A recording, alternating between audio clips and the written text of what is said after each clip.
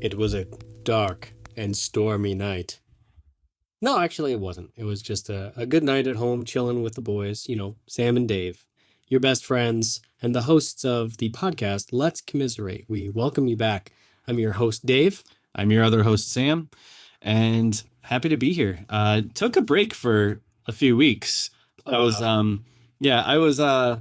had been going so heavy on Star Wars content, which was a blast. But I was kind of Star Warsed out, I'll be honest. Hard to imagine. I can't believe hearing these words. Hard to imagine. No, I mean, I love watching Star Wars and everything, but then trying to keep up with every new episode. And then it's not just watching the episodes, it's researching and dissecting every tiny thing about the episodes. I don't like feeling watching Star Wars, preparing, when I get home after work, I have to watch Star Wars because I have to take notes on it, because I have to, we have a podcast scheduled for tomorrow. I don't want to watch Star Wars. It's not work. Yeah. It's supposed to be entertainment. It's supposed to take me away from work. You should enjoy your work, but yeah. But no, had a lot of fun, throughout the season. My last podcast that I recorded with Kyle and Clay was a blast. At the end of it, I was like, I saw a couple of clips. I haven't listened to the whole thing. Well, it's a lot to listen to. I don't blame you. It's good for a rainy day, which I think we have a lot of coming up. Yeah. The weather's been really wonky. Yeah. Last week it was 100 degrees, high humidity. Yeah. This week it's down in the 60s again. Yeah. Yesterday we had a lot that we needed to get done, and we still got a lot done. But then a friend of ours texted and said, "Hey, having people over to come hang out at the pool," and they have a really nice pool. So I looked at Samantha. I was like, "We have to go. We have to." How many days like this are you going to get in the summer? And you got to take advantage of it. I know. So. Last week it was, it was perfect weather. It was Tuesday, Wednesday, Thursday. It was all high 90s, high humidity. It was terrible. I was we've got to go to the beach. Yeah. And eventually by Thursday, she had kind of a long week, and she was like, "Please take me to the beach." I was like, yes, Saturday is supposed to be and it was perfect weather. Yeah. It was the primo weather. So the thing I don't like about the area we live in is that it's such a hassle to get to the beach, though. I know. It's I think the one you went to, it's 2 hours, 2.5. I wanted to go to Island State Park. Oh, yeah. But it was another 50 minutes off the highway. So I was like, you know what? Let's just go to Belmont. We're already here. But you really got to plan for it. Yeah. And yeah. But We slept in, so we hit traffic. Oh, if I had really been die hard, I would have been let's get up at 4 a.m. See, back in the day, that's what we would have done. Be like, no, we're leaving here at 5 a.m. And I would be like, okay, I'll get up an hour beforehand. I'll make breakfast sandwiches and a whole bit. I'll bring thermoses for coffee for everyone. Now the thought of doing that, I am so tired. No, I love the idea, but it's or sleep in. And that's after a long work week. Take your time. Yeah. After a long day at work. I don't want to see that. Be talking to the alarm. If you get that, you will be my new best friend. But I am so excited to be delving back into murder mystery content, because that is where our heart is at. This is where our heart is at. And in a previous podcast episode, we had done an in-depth review of Knives Out. And today, what better way to follow that up than with the follow-up to that movie, Glass Onion. Its working title was Glass Onion, but its release title was Glass Onion: A Knives Out Story. Now, for me, that's my first nitpick. I have to tell you, it's branded that way. It's branded as, they made a deal with Netflix to do multiple films centered on this detective Benoit Blanc. So Netflix gave Rian Johnson, I think it was $45 million for a 2-movie series. So they were like, here's $45 million for both Knives Out and Glass Onion. Well, they're doing a third movie. Yeah. Yeah. I don't think that's included in the contract. Okay. But I think that's a separate deal. Well, they branded it as a Knives Out mystery. Why can't it be a Benoit Blanc mystery?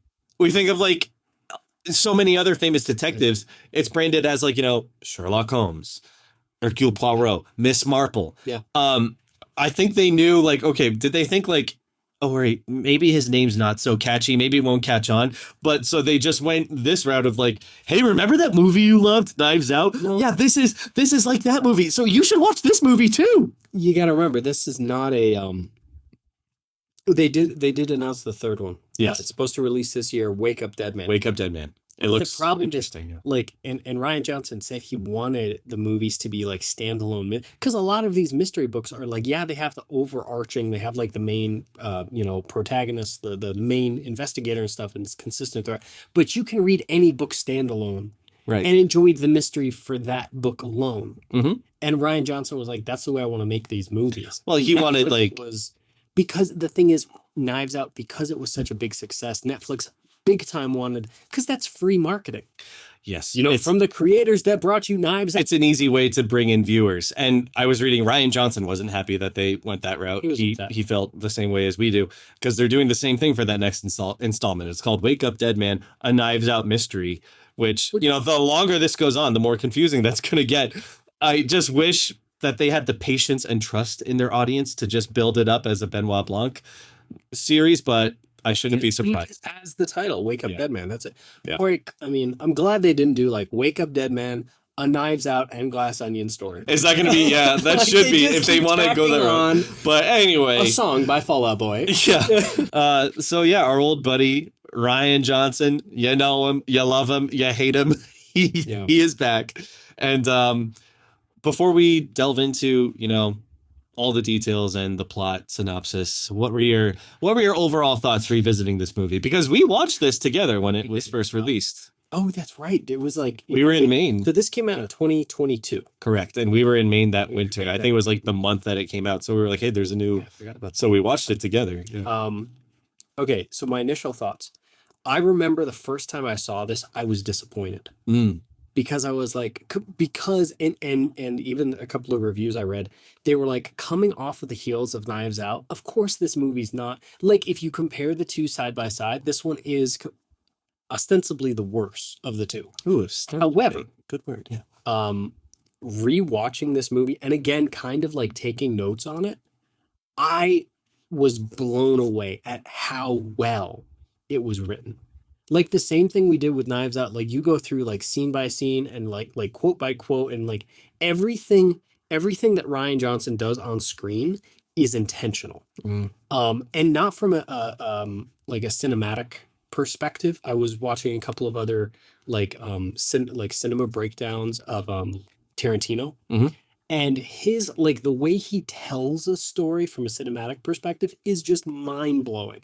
The way he sets everything's intentional, frames and shots, and like there's so much storytelling just in the way he frames things. Ryan Johnson really doesn't do that. He's not like a director in that case, but everything that happens on the screen is critical. So I was blown away at like the dialogue, and the acting is just top notch. I mean, Daniel Craig is fantastic. Edward Norton just steals the show. Like, just amazing. Amazing job. So initially, the first time I saw it, I was disappointed because I was comparing it to Knives Out. But just kind of sitting back, and this is a long movie. It's like pretty long, 220, minus credits and stuff. But the production value, the storytelling is worth a rewatch. That is very interesting.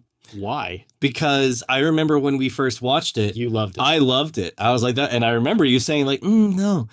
But we have had opposite experiences. Really? Yep. How often does that happen? I know this is going to be interesting because when I watched it back through this time, I was realizing there are a lot of things that don't add up, and I was disappointed on the rewatch. Overall, I will say it's still such a fun movie. It is so much fun. It's not, it's definitely not my least favorite. But I have to acknowledge that there are some issues here, and maybe it's just really nitpicky on my end, but I found myself getting angrier as it went on when I rewatched it. Yeah. I was like, wait. Because in a way, that's the way Daniel Craig's that's Benoit feels like throughout the film. Like he just gets mad at the end. And there are like one of my things, I feel like his frustration is kind of a cop out on behalf of the writers, but I'll get to that. First, I just want to run through the cast really quick. Spoiler or warts? Oh yes, spoiler warts. You have warts. That's a spoiler. Spoiler. alerts ahead. I don't even know what I was trying to say there. Spoiler alert. A spoiler alert ahead. Spoiler alert. Alert.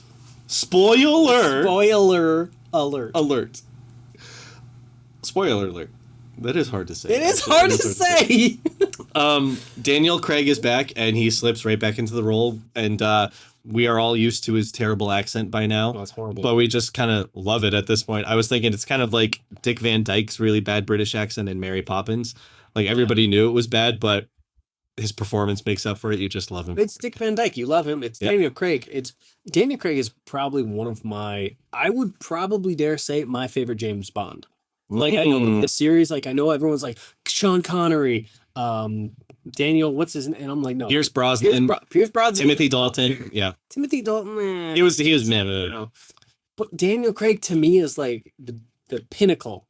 James. Anyway, we're going to talk. Yeah. Anyway, I have a fun fact. Janelle Monáe, she plays Andy / Helen. So that's a spoiler right there. So Daniel Craig plays the main protagonist, Mhm. and I learned a new word today. That I don't think it's going to catch on. I don't think we're going to like. It's not going to be the good It's word. not going to be the good word. It's a deuteragonist. What So you have the a protagonist. agonist? What? Protagonist is like the main character. Yep. You have an antagonist, which antagonizes the protagonist. Correct. And then you have the deuteragonist, which is like the secondary main character. Not the secondary protagonist, but just main character. It's basically, it's like the secondary main character. Okay, interesting. And I'm like, okay, weird. But the thing is, like, a lot of things have that. Yeah. He's kind of like, because Benoit Blanc, he acts as kind of more so like a narrator of sorts, maybe you could say. But no, not really. I don't know. But the thing is, like, Janelle Monáe, like, she plays a critical role. He is like almost she the main character is the protagonist. Yeah. Throughout the film, and Daniel Craig, at least in the second half, takes more of a secondary role to her story. And I have to say, and this is going to be a running theme, you'll notice throughout my notes, much like Knives Out, we have an insanely likable female lead. Oh, are you going to go about this again? But this time she, unlike Ana de Armas, she's pulling double duty. She has to do 2 different accents for this movie, 2 wildly different characters. And this was like the first like notable thing that I remember seeing her in. She's great. She has a very commanding presence, and she really carries the movie, honestly. We have Catherine Hahn. She plays Claire DeBella. I freaking love Catherine Hahn. Oh my God. The character is a Connecticut governor, an aspiring Senate running. And she is being funded by Miles. I love Catherine Hahn. And she actually she had a pretty solid career, but WandaVision really skyrocketed her to full-blown stardom during the pandemic. I'll trust your. I'm not a fan. Yeah. Not a fan. Not a fan of Catherine Hahn? No. I think she's a great actress. I will say she does a fine enough job here, but her character just isn't all that interesting. She shallow. Kind of plays more just of like the straight man than anything else. And usually Catherine Hahn does not play the straight man. She plays like the comic relief. So it's kind of wasted her here. She's just surrounded by way more interesting characters in this movie. Well, her character is not very deep. No. So anyway. Then you also have Leslie Odom Jr., who is going to be playing I guess Miles Braun, like his main head scientist. Yeah. What's his? I forget his name. Lionel. Yeah. Same thing. He does fine, but the other character is just more interesting. Oh, he did a great job. Yeah. I think he's a fantastic actor. We have David Bautista. He plays Duke Cody. Spoiler alert: the murder victim. He is a Twitch streamer promoted by Miles and a men's rights activist who likes to carry his gun around at all times, and he even tucks it into his Speedo while he goes swimming in the pool and wastes bullets for no reason at all. Can you sense the message that's being sent so subtly? Yeah, I don't want to. Yeah, the sum up on some websites for who he was. I'm like, I don't think I want to read their like character sum ups because it's just a little extremist. Yeah. I don't. You get the idea. Yeah, I don't think David Bautista is a great actor, but he's good enough here. My favorite thing about his character is that he lives with his mom, who is played by Jackie Hoffman. Oh, she does an amazing job. She plays herself. She is that person you see in so many things. She's a character actor, and she is just a freaking riot. Yeah. In everything she's in. She's like, you know who this actress is. You can never pinpoint it, but she has like some of the best moments in her like 2 minutes of screen time in this movie. We have Madeline Klein. She plays Whiskey, Duke's girlfriend. Not a whole lot to her here. But I think in any other movie, she has like 2 or 3 defining moments, Yeah. like that are important to the story. But more than anything, she's just Duke's girlfriend. yeah. in the And story. I think in any other movie, she would just kind of be like the brainless bimbo girlfriend. But what they do give her to do here I do is agree. pretty solid. They Yeah. give her a lot more because initially, like her character is super shallow, and then eventually, as like there's one scene where she's talking to Janelle, where she like they actually give her character some depth. They have like a It's full conversation. like, Yeah. oh, you're an intelligent human being, and you know, you're like, oh, okay, you know, She's not a mean not girl. this Yeah. typical, you know. We have Edward Norton as Miles Braun. He might be one of my favorite actors of all time. Edward Norton. I love him. He does amazing Yeah. every time. Like I don't think I've ever been disappointed in a casting of him. Yeah, everything I've seen him in, he just sells it, and he is totally believable here as the fake, nice, rich idiot. Edward Norton, I could watch anything he's in all day. But this leads me to the most pleasant surprise of the movie for me. Kate Hudson. Really? She like totally steals every scene she's in this movie for me. Yeah. Because I'm going to be honest, like I thought that Kate Hudson's career had kind of just like peaked in like the early 2000s. It kind of did. She did like, all these like rom-coms and Yeah. that's just what she was known as. Here, I have to say and even on the rewatch, she is a breath of fresh air. Like He did an amazing job. her comedic timing is on point. Yeah. Most of the funny moments in this movie come from her, and she's way more versatile than I thought. She sells it. She's like a shameless influencer, Birdie, who is completely Influencer. she's self-unaware. She's retired actress turned designer sleepwear. Was she an actress? I don't know if she was an Yeah, that's actress. the story. Okay. Thing, like retired actress turned. Yeah, she's completely oblivious. Even like little details like her mask literally just being a fishnet full of holes is so I great. do want to talk about that. That was all very well scripted. Yeah. Like the masks give you insight into who each person is. Like for Oh, example, Catherine Hahn. So her character, she basically wears the mask on her chin. Mhm. So, and she only pulls it up when she's talking to people. Yeah, she's like, "Oh, did you do that?" Or when like people recognize her, she puts the mask up. So she only is kind of one of those like she's only interested in people's opinion of her, but she doesn't really care about it. Whereas like Birdie, she has like this fishnet mask. fish, which is a pointless. Yeah. Whereas like the Leslie Odom, like he wears like a full N95, like he keeps like social distance. Whereas like Duke doesn't have a mask at all. Yeah. Whereas Benoit Blanc has not only a mask, it's homemade, but it matches his outfit. Yeah. So like you learn a little bit about each character from this. Yeah. But it was those little details they did a good job. Again, I have to say, Kate Hudson, I was pleasantly surprised. She was hilarious. No, we have fantastic job. And the last character I'll mention, Jessica Henwick, she plays Peg, Birdie's assistant. Rated character. She's kind of like Really good. She's a side character. That's what she would be in like one of our games. But she's not completely relegated as the side character. She does have her own motives. And she kind of acts as like Birdie's like conscience or PR coach throughout the movie. But like her character is Birdie's secretary, I Mhm. guess. And throughout the film, anytime Birdie wants to do something, she's like, no. Yeah. She's like, Birdie, please don't. But Well, I'll get to that. Yeah. it's kind of she's almost like the little voice inside of Birdie's head. Like Mhm. Birdie's crazy, and then she's the little voice of reason. Yeah. In this whole character construct, which it's nice. You need that. Yeah. But like you said, and I'll give you this, the acting is still fantastic. It's still so on point in this entire movie. None of my issues that I have with this movie have to do with the acting. The acting is great. But let's get into the plot. Opening scene, black screen, you hear a knock at the door. A package is delivered. In this case, Catherine Hahn, playing Claire DeBella, answers the door. She signs it, whatever. She opens it up. She's going to go on an interview for national television. She puts it in the kitchen. Her husband's like, oh, it's a box from Miles. Mm-hmm. Miles? Who's Miles? Who sent this box and stuff? So eventually, all of the characters get this box. So they all join a FaceTime, which kind of leads you to they're keeping in contact with one another. They're all FaceTiming. They're talking about the puzzle and box and stuff. Spoiler alert, Duke's mom, what was her name?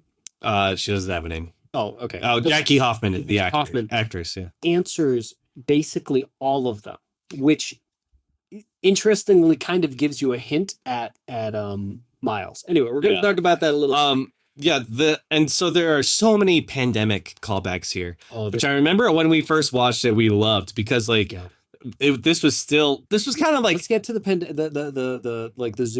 bathtub later. Well, no. This applies here. I promise. Does it? Yes, right. Because there are so many little moments here, when Catherine Hahn comes to the door, or Claire, and she's got a delivery. She's like, oh, yeah, she covers up with her shirt.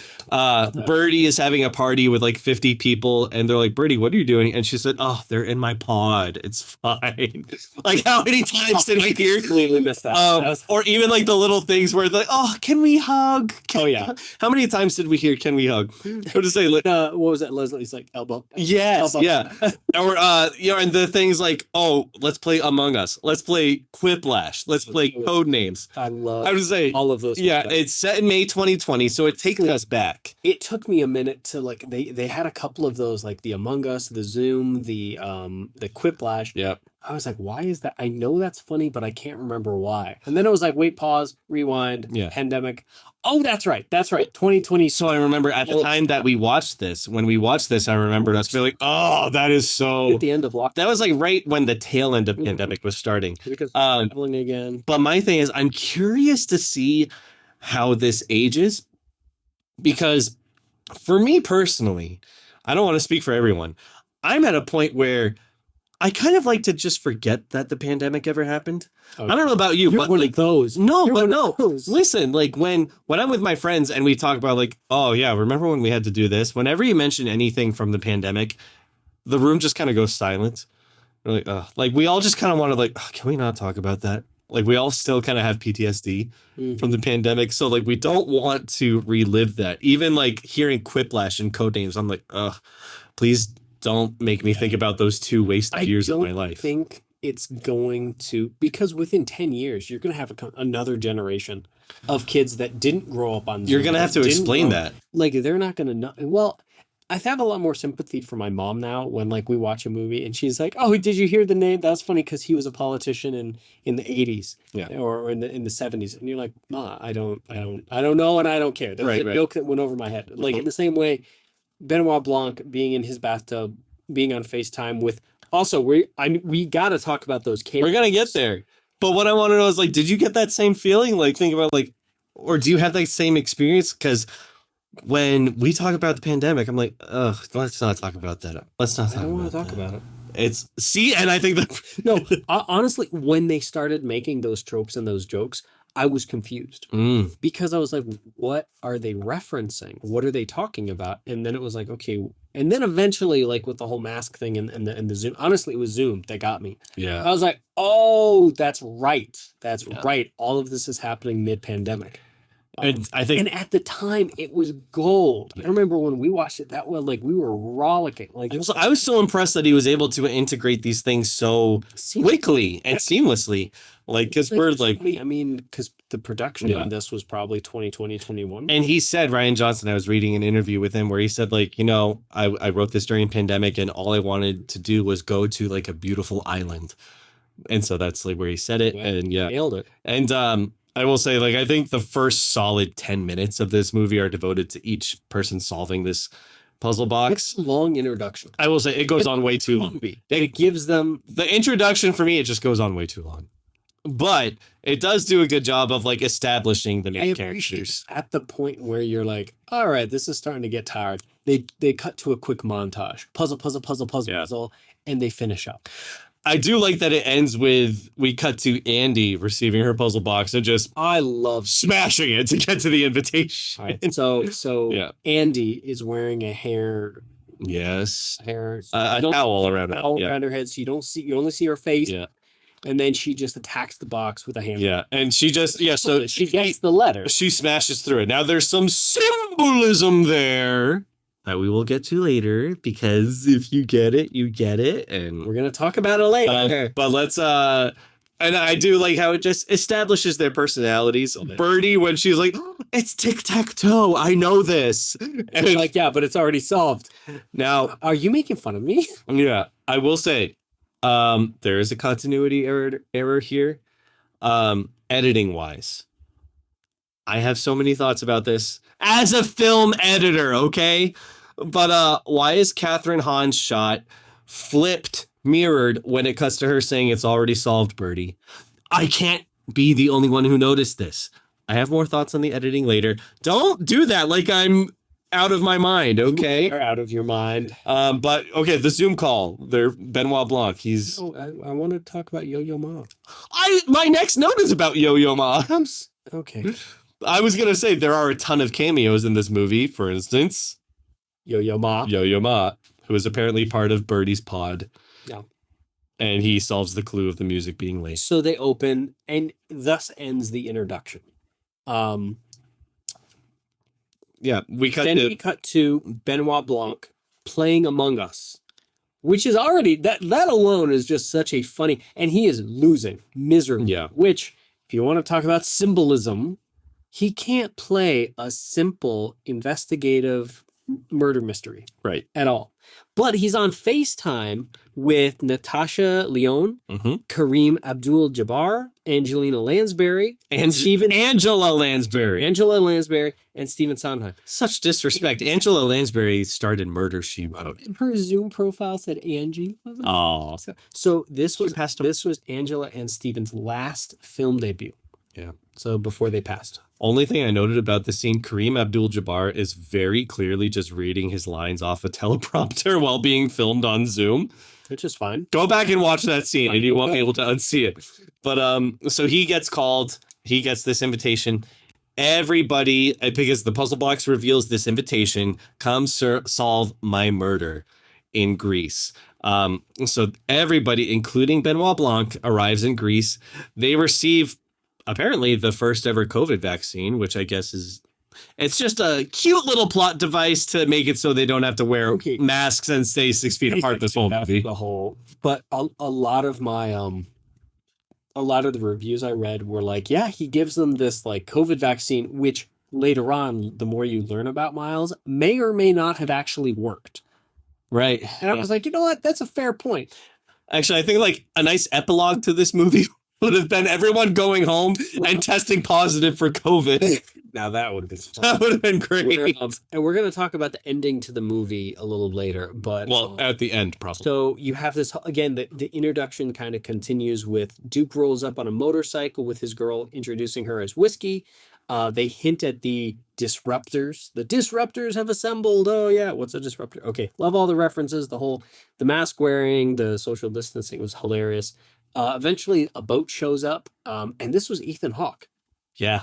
So he wasn't even supposed to be in the movie, but he was in Greece at the time filming Moon Knight in 2022. I think a lot of these cameos are chalked up to, hey, so many of these actors, they had nothing else to do during the pandemic, so sure, why not? Yeah. So he comes up, he gives them immunization. Birdie kind of takes Benoit Blanc aside and is like, yeah, what have you been doing here? Like, I've been on we've been doing these for about 8 years now. Hint, hint. It's been a long time. They all get on the boat, and eventually the one taxi pulls up. And this is the first time that they meet. The entire group sees the character known as Andy, or Cassandra Brand. So we get a little bit of backstory. Cassandra Brand, 10 years earlier, she and Miles formed the Alpha Company, but eventually, due to legalities, he kicked her out. And then we cut to the island. Yeah. The Bishita, or I forget how he said it. Yeah. They on the way there. The title of the island is. On the way there, Lionel tells Blanc that Andy had cut ties with the group after Miles cut her out. And you just know that something is up, more so than Blanc is being told. A lot of tension because you're like, and even Benoit's like, anyone could have noticed like the tension changed when he showed up. They arrive at the beach. Andy full on introduces herself to Blanc on the beach, which is problematic for a number of reasons, but we'll get to that later. They arrive. Miles, he's just living his best life. Playing the guitar. The gong sound that you hear on the island is actually voiced by Joseph Gordon-Levitt because he apparently also had nothing else to do during the pandemic. But one thing here, Miles is visibly thrown off by Andy's presence, but he just goes along with it. Yeah. And he explains to everybody like, you've all got like your personalized rooms, this, that, and the other. Let's meet up for dinner later. No, guys. First, can we just abbreviate this moment? Yes. I have thoughts on that. Also, I love Daryl. Daryl just shows up. Yeah, don't mind me, just walking through. I thought that was the. I thought Daryl would be involved in some kind of plot twist later, but no, he's literally just. And I love that because it just gives the movie such depth, needless depth. There's this guy. Don't mind Daryl. He's the living definition of a red herring. I don't mind him. You think that he's gonna have something to do with it?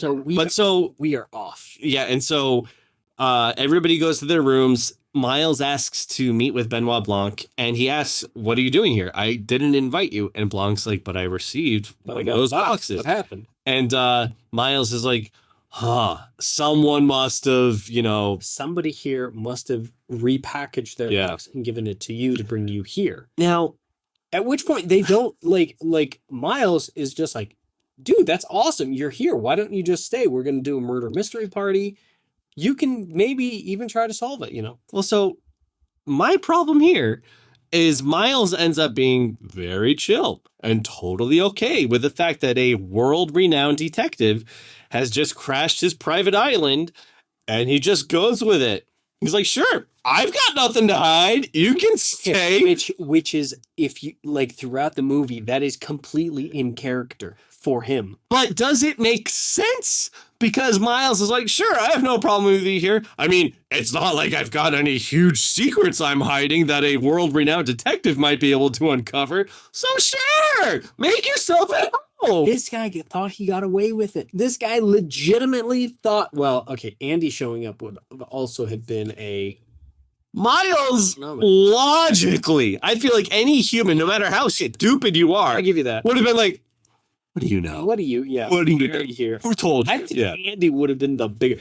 Man, well, we're going to talk about. So Andy shows up with a world-renowned detective, a famous detective, and they're okay with it. Sure, let's go along with it. I give you that. Anyway, so we get this big pool scene sequence. People gather around the pool. Now, going back to editing, there are so many continuity error shots, not like intentional, like where cuts are visibly different from one to the next, which I know is picky. It'll be something like it'll be something where someone's holding a cup in one shot and they're not holding the cup in the next shot, or mouth movements are not matching up from one cut to the next. Yeah. I know I'm being picky, but I know in a mystery movie where things need to add up and be airtight, every detail counts. Come on, editors. Like, film editing is hard. Yes. It is hard. Believe me, I know. But there was a writer's strike, not an editor strike. So do your job. And these aspects of editing are not difficult. You're given a storyboard, from what I understand, as like a springboard.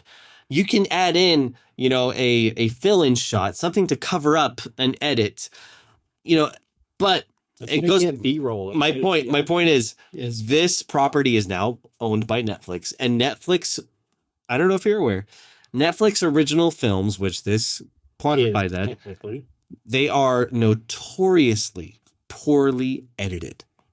Any Netflix original movie you watch, they are filled with errors like this, and I just don't get it. To be fair, as a streaming service, The only reason you're releasing new content is to maintain people's attention on your service for new content. So they only ever expected people to watch this once, which you and I both know, like, unless you're an editor, They didn't count on obsessive people like us. they didn't count on hobbyists, enthusiasts, Yeah. alike. It just goes down to the bottom line, because what's worth more, paying an editor like obscene amounts of cash in order to like literally go scene by scene like that, or people are only going to watch this once. It's good enough. I agree that it needs to be good, especially for a murder mystery level Rian Johnson film. Like this was a feature film. This should have been released in theaters, again. And for the 25th anniversary, it needs to be re-released. This would have been so much fun to see in theaters. Fantastic. Yeah. So errors like that are upsetting. It's upsetting. I'm upset. Especially, well, your point to the details, like especially when you're because there are, that's what gets me, is there are scenes in this movie that are, of course, they show them like four times, but there are scenes that are exceedingly important to the story. Stories like this, they hinge on details. And so details. And so when your production doesn't seem to be aware of that fact, it's okay. I will say, so a saving grace. Sorry, you say what you were gonna say. I was just gonna say my favorite line from this entire scene was because they have a little cooler with, oh yeah, actually that plays into the whole thing about details. They have a little mini Porsche cooler, and there's hard kombucha in there, and so Duke is like, "Booch me." So he throws him a kombucha. Yeah. And I thought that was really funny. Kate Hudson's character, she gets like the only monologue that any of the main characters get in this whole movie.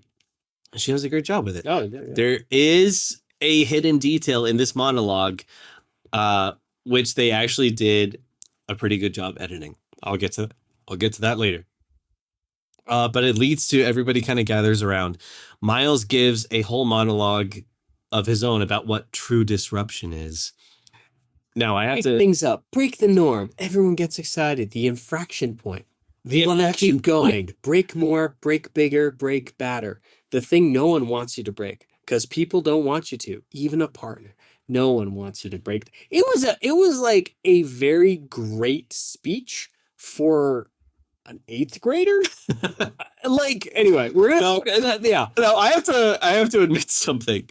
The first time we watched this, I sincerely remember thinking, I feel like he's saying a whole lot of nothing, but I felt too ashamed to vocalize it, because like with the group we were watching it with, I was thinking, I think this is just going over my head. I think I'm just too stupid to understand this. And I will admit, I am an incredibly stupid first-time viewer.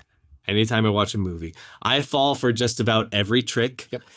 So maybe I shouldn't do this for a living. Maybe. So I will admit, watch it twice. That's why we watch it twice. No. So I will admit, I totally fell for it. I was like, I don't get this, but I'm afraid to say that I don't get it. Okay, because I do remember the first time we watched this, and again, it hit me watching this. Because he goes through like how he knows each person, right? And he's like, Birdie had kind of trouble as an actor. She said some things that she shouldn't have, and there was a whole thing with Beyonce's Halloween costume and that went wrong, and then she had to like go off the air for a while. And then there was a thing with Duke's. He was trying to sell some like protein powder that went wrong. Blah blah blah blah blah. So he gives a little story to each, and his whole thing about disrupting, like disruption of like social norms and stuff. And I remember thinking, like, she's selling sweatpants. Yeah, he's selling protein powder. She's running for, she's a governor. Like, these are not disruptive. How is that disruptive? I don't see how his whole thing about like shaking up social norms is. Anyway, I was my. He's talking big terms, and these people seem like pretty middle class, high end. But again, maybe we were the target audience, because we're watching him like, oh, I don't know if he's actually saying much, but I'm afraid to. Yeah, say no, they got it. They got a big time. Rian Johnson. I was like, You got Yeah, it. you know, because I'm like, he has an island and I don't. He has an island in Greece, so Yeah. obviously what he says matters. Andy then gives a monologue of her own, pointing out how everyone is just indebted to Miles. And she's like, you're all just like wrapped, like he's got you wrapped around his finger. Claire then points out that something is off with Andy. She's changed, and that comes into play later. I do like that. She freaks out, and then Miles is just like, so dinner at 8? Again, he's unbothered. Duke later catches Whiskey cheating on him with Miles through the garden window, whatever. We're going to talk about that later. And he is also seen by Blanc and someone else, we later find out, but more on that later. So that leads us into the dinner scene. They're walking into a big like lounge area. So there's like pedestals everywhere. There's like glass sculptures just everywhere. Miles has the like every person's favorite drink. So he gives like Lionel like, 16-year Lagavulin. Oh, that's my favorite. And he gives Peg a red Solo cup. Oh yeah. That was hilarious. And then he's like, Andy, I forget what he says, but he's like, I hope it's still this. It's a whiskey soda. And she just accepts it in like no words. Yeah. And Claire starts, you hear a voice, and Claire starts freaking out about the Mona Lisa. So why would you have a fake Mona Lisa in your living room? Like, you have this mansion, you have this millions of dollars. Like, why would you have a fake hanging here? Yeah, so Miles reveals he has the original Mona Lisa in his possession. Which is kind of crazy. It's like, how do you have the real one? Now, I did note one parallel. Like, this kind of acts like the portrait of Harlan Thrombey in Knives Out, where this painting becomes kind of a central fixture throughout the course of the movie. But anyways, Miles has a security system that is apparently so sensitive that it activates at just the sound of a phone dinging, but I guess not at the sound of human voices speaking at normal levels or shouting. Okay, have you ever been in the room with someone that has their phone on full volume? But it doesn't react to glass clinking or literally anything else? Well, it becomes a feature throughout the movie. Like, okay, so he has a security system where Miles has this weird obsession that he's like, I have to look her in the eye. I don't want glass there. So the insurance company made me put her in this glass case, but I have this door that opens it. I have this override button. Well, that's the thing. For some reason, he says, oh, and by the way, here is the exact way you can override the security system. He says that for some reason. Actually, there is a reason, but I will go into that later. Love's gun. We're going to get back to that later. Now, I will say, as much as I love murder mysteries, one fatal flaw with them is that they are often always full of these weird quirks that make absolutely no sense. Yeah. But they are needed in order to hold the mystery together, and they are always explained away with one simple sentence. Like in this case, oh, Miles doesn't have a cell phone. He uses fax machines in 2020. Yeah. But it's because he's different and he doesn't care. It's quirky. Like, why would Miles just tell everybody how to override the security system to this priceless work of art? Because he doesn't care. No. Oh, what a neat and tidy bit of plot spackle to force that to make sense. Are you dissing my boy Ryan Johnson? He wrote this during pandemic. He was under. He had lost his mind. We all did. Okay. But he says he wants to be mentioned in the same breath as the Mona Lisa. Just remember that. That comes up. Just remember that, guys, because it comes back. So then Miles reveals that he has a clean energy initiative. He's developing solid hydrogen, which is ridiculous because solid hydrogen, in order to keep hydrogen solid, you have to keep it at like negative 400 degrees. Well, it's for that reason. Insane. Lionel and Claire are livid. They're like, it has not been building on this, heating and cooling. It's not been properly tested. They said, this is reckless. And Miles said, let's eat. So they go to dinner. Yeah. And this is great. They gather at the table. Miles is like, OMG, you guys, this game is going to be so difficult. You have no idea. He explains the rules. Blanc is like, so if we win, do we get something like an iPad or whatever? And Miles is like, what? Sure. Yeah, give him that. You want to? Sure, you win an iPad too. And so Blanc's like, so it's starting now? Okay, it was Birdie. He spoils the entire thing. To which Miles is completely deflated. It's great. He is just deflated and quickly becomes enraged. I will say, I found this relatable as a murder mystery dinner party writer because How often does someone come up to you and they're like, was it so-and-so? Was it so-and-so? And you're like, well, just wait until the end of the game. it's the worst feeling in the world when you I feel like an idiot. when you start one of the games. So, all right, everybody, go investigate, and somebody immediately comes up to you, and they're like, "Was it so and so?" And they're on the right track right away, and you're like, "I don't know." And then they start telling you why, and they're like, "Well, they didn't have this in their profile, or they didn't have this information, or they didn't know." And you're like, "Do I suck? Am I stupid? Did I not do a good job of writing?" Little detail, there is a giant mural of Kanye West at this dinner table. It's so wonderfully extra and very on point that Miles would have this in his house. Really? Yes, if you go back and look, it's a huge mural of Kanye West. I did not even. It's so good. Because I only noted the portrait, the mural of Edward Norton, Miles, There's painted on top of Brad Pitt's body. no, yeah. So I thought that was funny. He's but also the got Kanye. West, okay, Yeah. that's so. This was 2022. Yeah. Kanye was still popular then. Yeah. Well, so as you said, Miles is, albeit understandably, upset. Blanc has This entire thing is he explains the mystery and stuff. Miles is livid. And then within a couple of minutes, the trigger mechanism for the murder mystery dinner begins. And so out of nowhere, Miles' shirt pops open and an arrow appears and blood starts squirting out of him. Yeah. Because it was part of the act. But it was just such a flat moment. Like he the whole weekend has been ruined. It's very deadpan. And out of nowhere, Yep. And even Benoit's laughing. I love this. It's hilarious. So Miles Miles takes Benoit back to his office, and he's so upset because Benoit just like totally embarrassed him in front of all of his friends. And like, what are they supposed to do all weekend now besides hang out at this incredibly beautiful house with a swimming pool and game room and a breathtaking view of the beach and like 100 other things to do? Play Yahtzee. I will tell you, everyone else is even saying like, yeah, I'm probably going to take off. Now I remember. Why?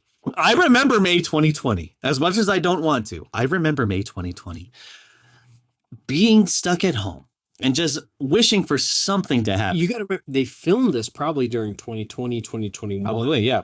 So this was even earlier. Now, I would not have cared if the game got spoiled because I got to be on a private island in Greece. I don't care if you're a Connecticut senator or a world-renowned scientist. Like, that's living. But this was just rich Isle? Rich people probs at its very best. First world problems. So Blanc is like, so no. So Benoit's like, I'm stoked. I want your mystery. I'm sorry. And he's just rambling. So it cuts to Benoit, Benoit, and a iPad is thrown to him from off screen. Yeah. You don't actually see Edward with the iPad. We're going to talk about that later. Anyway, I'm actually intrigued. You don't know. I don't remember this. Okay. So, and this is not part of the story. This is part of licensing. Okay. We're going to talk about this. Okay. Anyway, so Benoit catches the iPad and he's like, I don't understand what happened. And he says, are you mad? To which Edward Norton's like, I'm not mad. But like, what went on? Like, why did you ruin my weekend? And Benoit admits, he's like, I ruined your game on purpose. Which is like, what do you mean? If Benoit goes on, he's like, I love your glass onion as a metaphor because it's an object that seems densely layered. There's 7 people here. They all wish you harm. You've placed them here and given the idea of murdering you. It's like placing a loaded gun on the table and then turning the lights off. Yeah, it was great. He's like, you invite all these people here. They all have motive to do you harm. And then, let's play a game where one of you kills me. You dumb. I was helping. Yeah. He's like, I've literally, like, you literally set this up. This is the much more intriguing murder mystery than anything. And they talk about the writer, and like Miles admits that he bought the game. He bought the mystery from somebody else. I forget her name. I forgot to write it down, but yeah. But they're like, yeah, she's good and stuff. And Miles is like, no, she's expensive. Yeah. But Benoit's like, no, you are this whole situation is the real mystery. What was the thing about the iPad? We're going to talk about it. But Miles Suspense. goes down memory lane. He shows the cocktail napkin where he sketched out the idea for Alpha, because this is a movie. And all major ideas, as we know, are written down on napkins for some reason. But the Glass Onion was actually the bar where they would all hang out back in the day. The name of the bar. Bar. But now we got to get down to the nitty gritty, the murder itself. After dinner, everyone's sitting in the living room. They're like, yeah, I'm probably going to bounce. Yeah. My favorite line's Birdie's talking about, isn't this great? We're all miserable in paradise. We've earned this. Yeah, and Birdie was my favorite because I'm like, yes, Birdie. Yes, enjoy it. Just cry. But things come to a boiling point with Andy. They are all like, girl, what do you want? And Duke's like, yeah, Miles has the money. That's what we care about. So, of course, we chose him over you. You're the only one that couldn't cut it. You're the only one that couldn't hack it with him. So that's why we cut you. So she leaves the room. Miles comes back. So then Duke is then showing Miles some breaking news that popped up on his phone. Duke is freaking out. His phone's blowing up with all these Google notifications. And he's like, dude, I've just gone viral. Miles, look at this. Miles is like, that's fantastic. And Duke was like, do you think I could get on your show now, the Alpha News? And Miles is like, yeah, absolutely.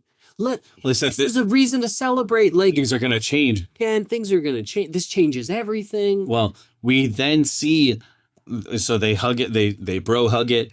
We see Miles very clearly. Don't oversell it now. This is important. No, I'm saying Miles very clearly takes something from Duke's back pocket, which, again, I will be honest, stupid first time viewer. I did not notice the first time through. Mm-hmm. I did not see him take it. Did you see? His phone? The gun. They got me. So, but someone else told me the movie was kind of ruined for them at that point because they were able to spot this right away. Oh. But, so Miles then says, oh, isn't this great? Everybody look at Birdie dancing. Everybody look over there. Everybody look over there. Again, it felt weird the first time I watched it, like, okay, but like an obvious misdirection. But again, I thought nothing of it. I just figured Miles was trying to make the best of a bad situation. Like, he knew his his weekend was shot. So he's like, you know what, we're here. Let's just party. Let's celebrate, Yeah.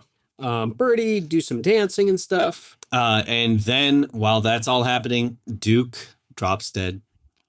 And the first time watching, it felt like Miles would have been the obvious murder victim. I really thought that's what was. I think that was going to happen. He probably invited them to his island for his murder. So he checks all the boxes of an obvious murder victim. So it was actually a good surprise for me, at least, that the victim turned out to be someone else. And I remember watching that at that point. I figured it was going to be not The Last of Us, the 10 Little Indians. Oh, and then there were none. Then there were none. Yeah. I figured this was going to be like people were slowly going to... One by one. Yeah. And I was like, all right, so nobody on this island is now safe. Ooh, should we review and then there were none? Oh, we should actually. Yeah. Oh, I actually want to talk about... Anyway, that's a different... Whoa, real quick. No, so there was a movie that heavily influenced Rian Johnson in all his movies, Knives Out, in this movie especially, called something Sheila. And I put it on our because we need to watch it. Well, because it looks. Oh, here it is. The Last of Sheila. It was a 1973 film. Okay. Basically, it was by Stephen Sondheimer. Sondheim.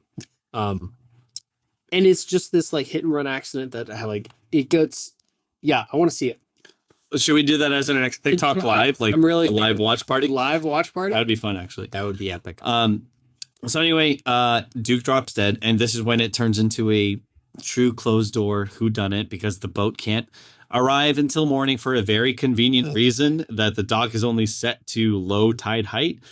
So, which is already stupid enough. I'm like, if it was high tide height, anyway, it's so ridiculous. While chaos is starting to unfold, Miles then spots the glass had his name on it. And so he's like, one of y'all were actually trying to get me.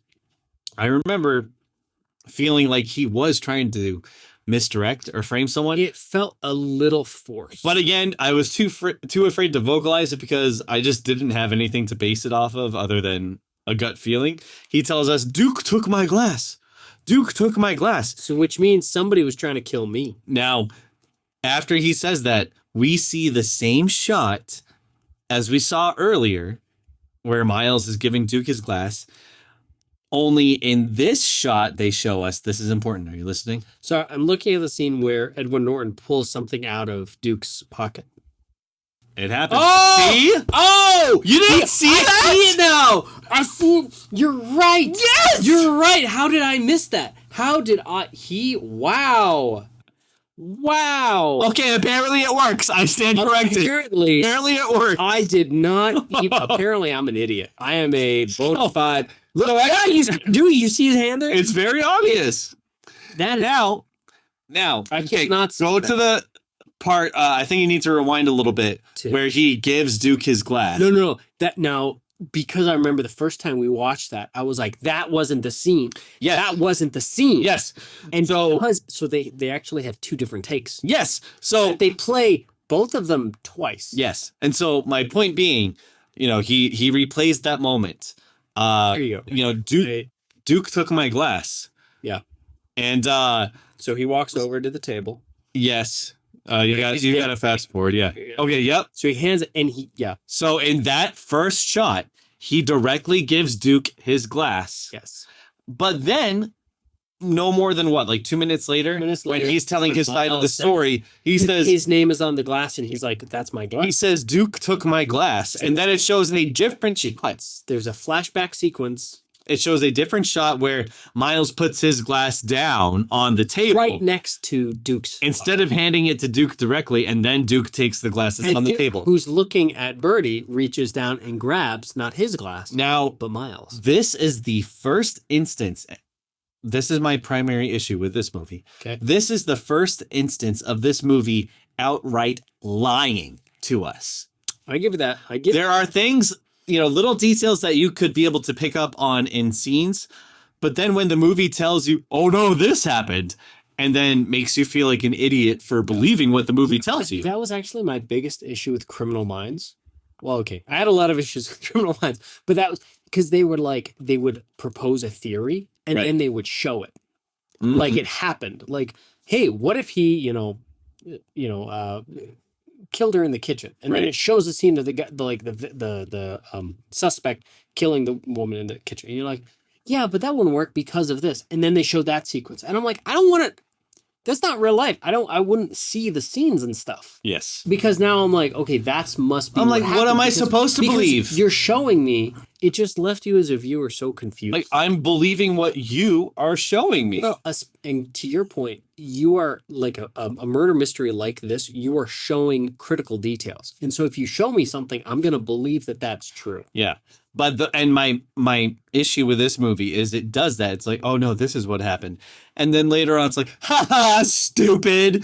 It's like, well, what was I supposed to think? You were showing me something else.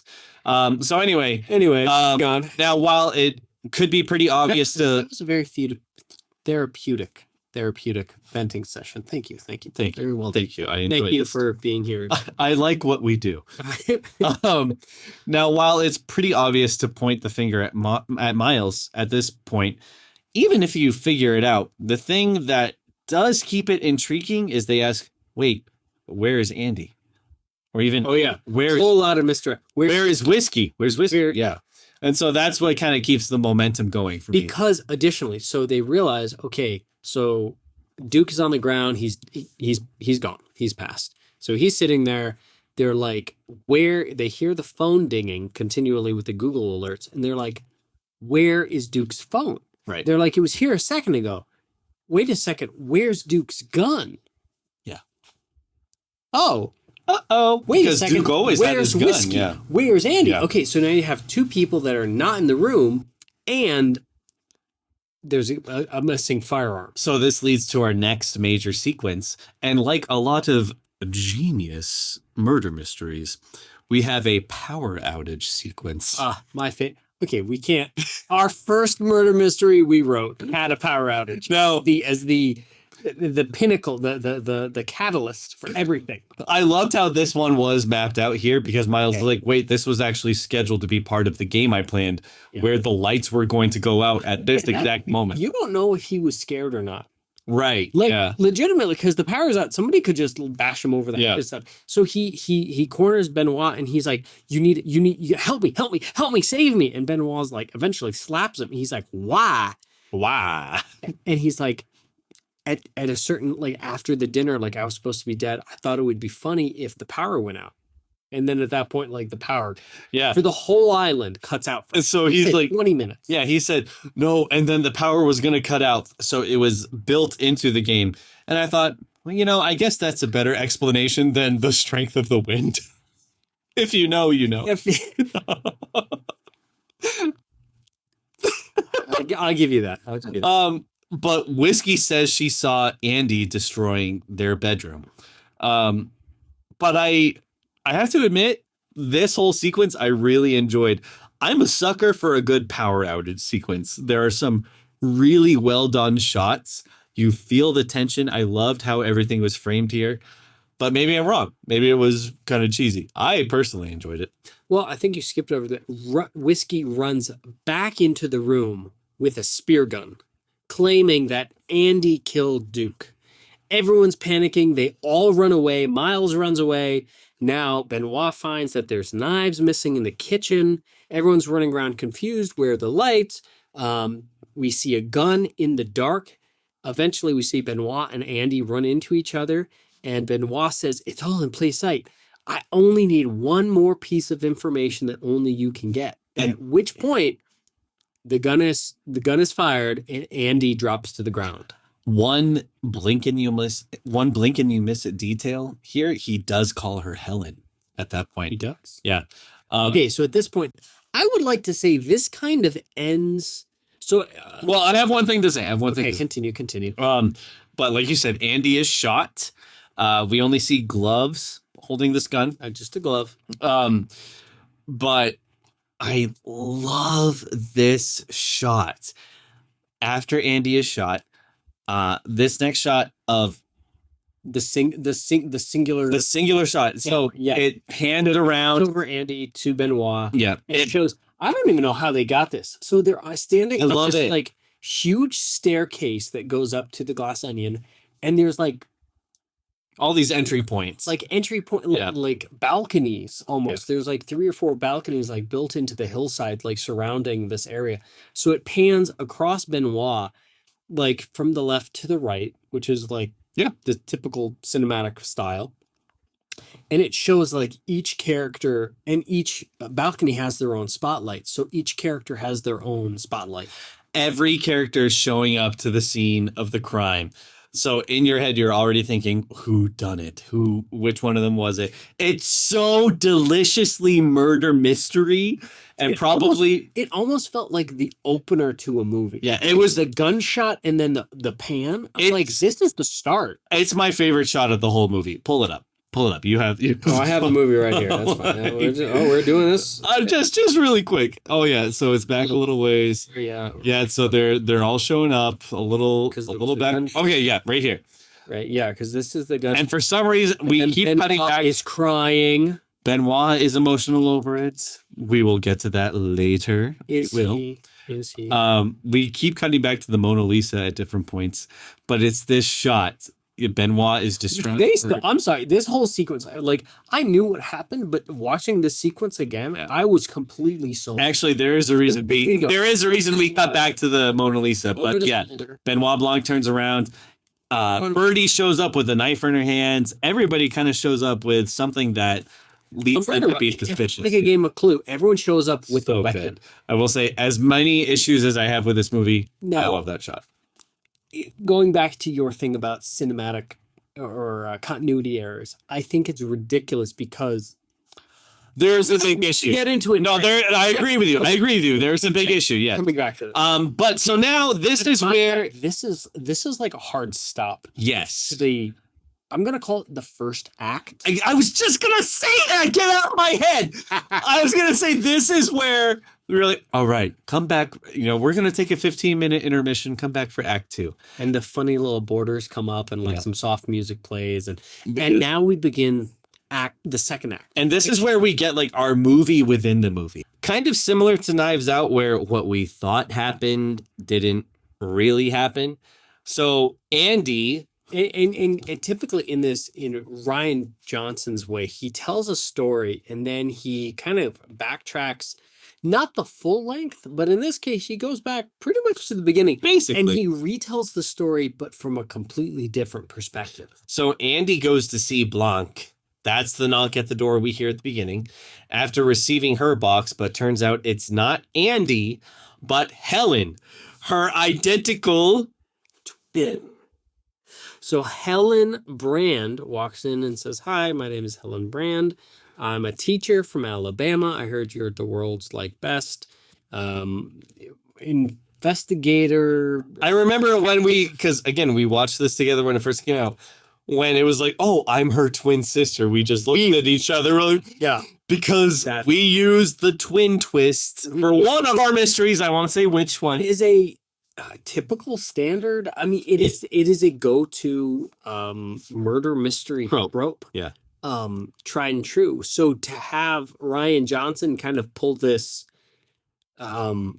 cheap dollar store murder mystery, it was fully unexpected, but he did it so well. Really well. Anyway, he tells Blanc that her sister committed suicide. She knows this can't be the case because she found an email that nobody had responded to, and her sister had journaled everything, didn't leave a note, and wants Blanc to go to the island to get to the bottom of this.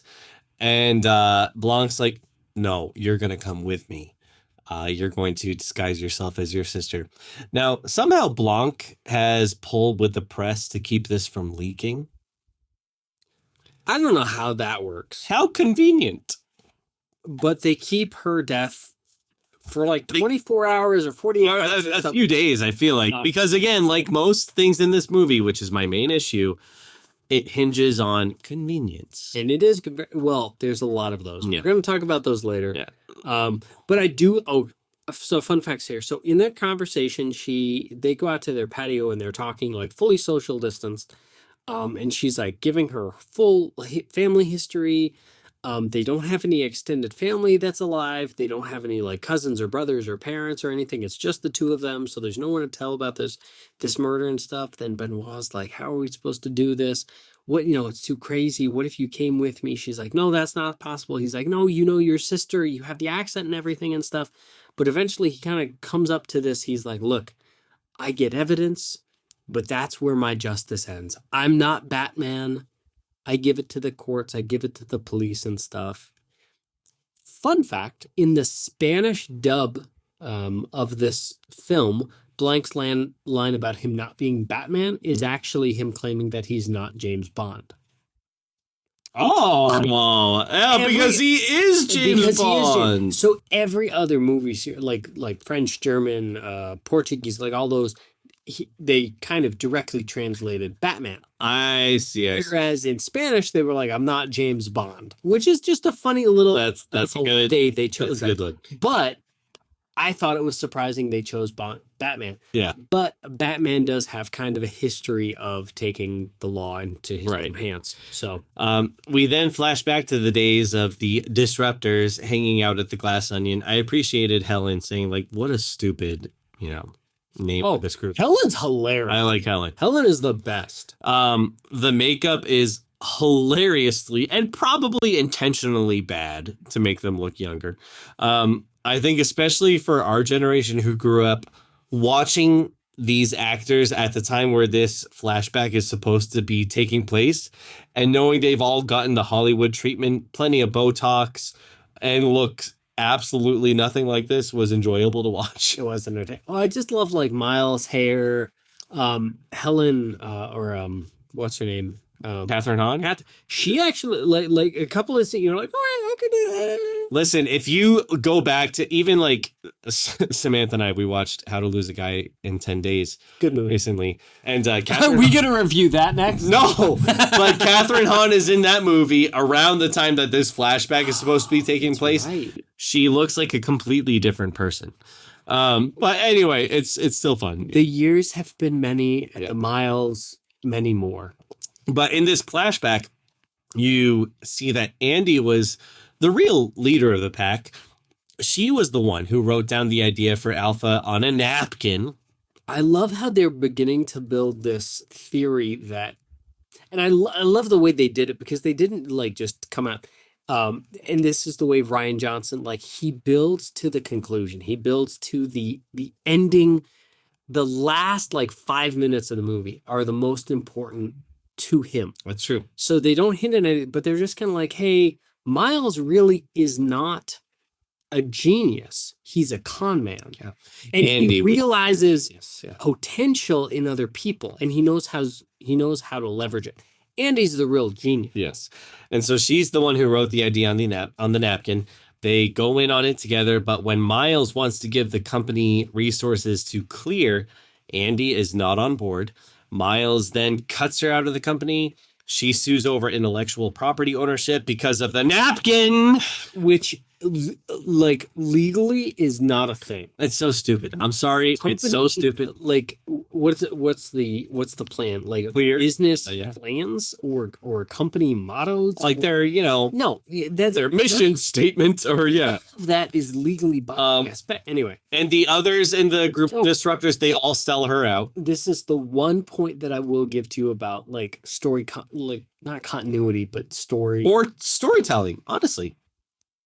Oh, it's like there's the napkin. And if you and I wrote a murder mystery, I'd be like, yes, this is gold. But I'm like, okay, this is going to be a Netflix feature film. Well, what would I be saying if Like- we were in the room with a whiteboard? What would I be telling you? Bit of a far stretch. I would be using much stronger words than Yeah, you'd be like, well, that's stupid. like, and you're stupid. I'm done with it. And then I would say, no, let's just take a breath. Let's just.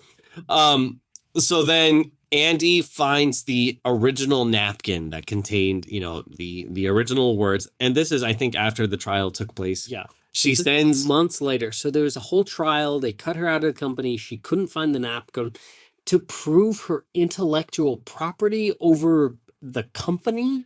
And this is my other issue. She sends the email to the other people in the group. She's like, I found it. Y'all in trouble now. But for someone who obsessively journals everything, supposedly, how did you forget where you put the napkin this whole time? But okay. It seemed a little confusing. So, Helen is telling all of this to Benoit Blanc. They're getting ready to board the ship to the island. I do love that Helen makes her own little clue notepad. That was hilarious. And then completely references it. She's like, man, this looks like the opportunity motive. And she's like, man, this looks like a little clue board. And Benoit's like, man, that's a stupid game. Like, I hate that game. I forgot to mention in our Knives Out review how when they show the cast at the end, they all have their own clue card portraits, which I really loved. A very clear homage. That's a good one. So then this goes back to an issue I addressed earlier. We go back to the arrival on the beach when everybody arrives at the island. Miles is there, and Andy, in the original scene, introduces herself to Blanc as if they've never met before. She's like, oh, your shoes untied. I'm Helen. In this scene, Helen supposedly has introduced herself. Why did they have this whole fake conversation earlier with Helen playing Andy when literally nobody was around to hear them? What They difference does it make? saw them from the Onion. They were looking down. They were like, wait, there's Benoit, and they're meeting. Did they though? I don't know. Yeah, that's what I'm saying. It's for us. It's for us, the audience. Andy starts snooping around. Snorts. She starts snooping around the island for evidence, like Benoit directed her to. She has this whole conversation with Whiskey that we talked about earlier. That was Spencer. That whole, I mean, it gave her such a bigger depth of character. She's like, yeah, I'm gonna use this. Like he's giving me more airtime on his stream. I'm gonna leverage this into I forget what she was like you initially thought she was simply just eye candy, but turns out she has an entire backstory and like plot line. She's more self-aware than you think. Yeah. He still completely is irrelevant to the main story, but a nice red hair. And as much as I've given the film flack for its editing, there is one moment that I alluded to earlier that was done very well. We go back to the pool sequence. Everybody's gossiping around the pool. While Kate Hudson, as Birdie, is giving her big monologue, Andy throws a recording device into Birdie's purse in the middle of this monologue. Did you see this? Yes. Yeah. And I had to rewind the movie at this point back to when we saw the scene initially, because I was like, no, we did not see this. I want to see the receipts. That could not have happened. And if you watch the original scene, you actually do see something land in Birdie's purse. Wow. Okay, movie. You win this round. Well done. Yeah. Yep, you're getting into the... Oh, I'm definitely pulling it up. Yeah, I'm like, keep going back, way further back. Was it before? Oh, is before the pool. Way further back. Because Miles, it's before he gives this whole speech on like what just okay. Disruptor. Yes, right here. Okay, so they're talking, and so it's the poolside. Fast forward 15 seconds. Of Benoit's. Fast forward 15 seconds. No. Just watch it. Just watch. I love the suit. Peg shows up. Birdie's talking. Okay. There's the bag. Now watch There's the Birdie's purse. Yes, I'm watching the purse. So she is giving her whole speech on, Speech. there was a time when, I was... That's now, these are the continuity errors I was talking about. See how she was clutching her hat? Yeah. In the next shot, she's not. It drives me insane. It goes back Look and at this. forth Right here, so right here, right fast. here. Here it is. There. Yep. Oh, yeah, I see it. Yep. Yeah, I mean, it takes... not even 4 frames. It's a blink and you miss moment. Frames? It's a blink and you miss moment. Because the thing is, okay, that's what gets me, is the sequence with Helen Andy throwing the... You see the bag move. Yes. The bag does not move. But it does. This was nothing but net. Did you see the bag move though? Like, I could see it. I saw not a lot though, but in the shot later. But you're so focused on the monologue. Falls over. So I will say, if they had utilized more little subtle moments like that, then I would buy into the editing a little more. What gives me that, what kills me is there are moments like this in the movie that you're like, man, I give credence to every single second of it. And then there are moments where, to your point, they refilm things or there are and just lie to you. And you're like, this is not fair as a viewer. So it's after Helen / Andy's big outburst after Miles' speech. Like, Miles has just got you all wrapped around his finger. Claire and Duke then meet up with quote unquote Helen or Andy, and they say, hey, we were trying to call you, but you never answered our calls. We even went to your house. Duke was there earlier and he almost got pancaked, which he had said to Miles before. Which, if you notice we'll talk about that later. Miles covers it up. Dialogue was, initially I was like, no, he didn't say that. And then I watched it again. I was like, oh, he legitimately, and they do have a flashback to that. Yeah. And we see Benoit coaching Helen again. I do like that Serena Williams was also bored enough to do a cameo for this. And cameo, which was hilarious. Because in the initial scene with Benoit and Helen talking, there is a photo of Selena on the wall. And then Serena. Then there's a cut, and then there's a cut back, and it's a video stream. Right. Which, okay, to be fair, it was kind of like they didn't. Anyway, it threw me for a delightful loop, I will say, because it was engaging. Correct. Because both of them were like, "Whoa," and it was good for a quick, and you needed that throughout this because the whole thing was just so not tense is not the word, but like there was no music. I think that's what really cut me. Was there was no like big score to kind of carry the tension. It wasn't as dramatic as There was there was very little drama, so you needed these kind of little pot shots, these little like humor quips and stuff to just kind of like, oh, that's right. This is Right. entertainment. Let me take a breath. Well, what do you know? The fax machine comes in handy because they see that Lionel faxed Miles the email that Andy had found the napkin. Yeah. That the original deal was written on. I just want to glaze. So the pool sequence, Claire and Lionel go off to a corner and they're whole gossiping, but she admits that she signed off on a power plant for the clean energy. Lionel admits that it's a completely unstable, but he's approved it for like distribution. Yes. So they are in with Miles. Yes. So this is what I was referring to earlier. We get treated to another earlier shot that was a total lie. Where? The shot where Duke was watching Whiskey and Miles together. Turns out, we saw earlier Benoit Blanc was there, but it turns out Helen was there too. It turns out Whiskey was just trying to get close to Miles. For Duke, it's kind of confusing. I wasn't entirely clear on that, but I hated it. Like, Benoit Blanc was there. Oh, hey, stupid. Helen was also there too. You're stupid. You didn't notice that before. I mean, granted, we didn't show you, but you're still stupid because you didn't pick up on that before. I think it was a little silly. It was like an over the shoulder. So it's like Helen's watching Benoit, watching Duke, watching Miles. It just seemed a little trite. Now, this is where I really recommend. This is where I really recommend watching the Poirot series from BBC.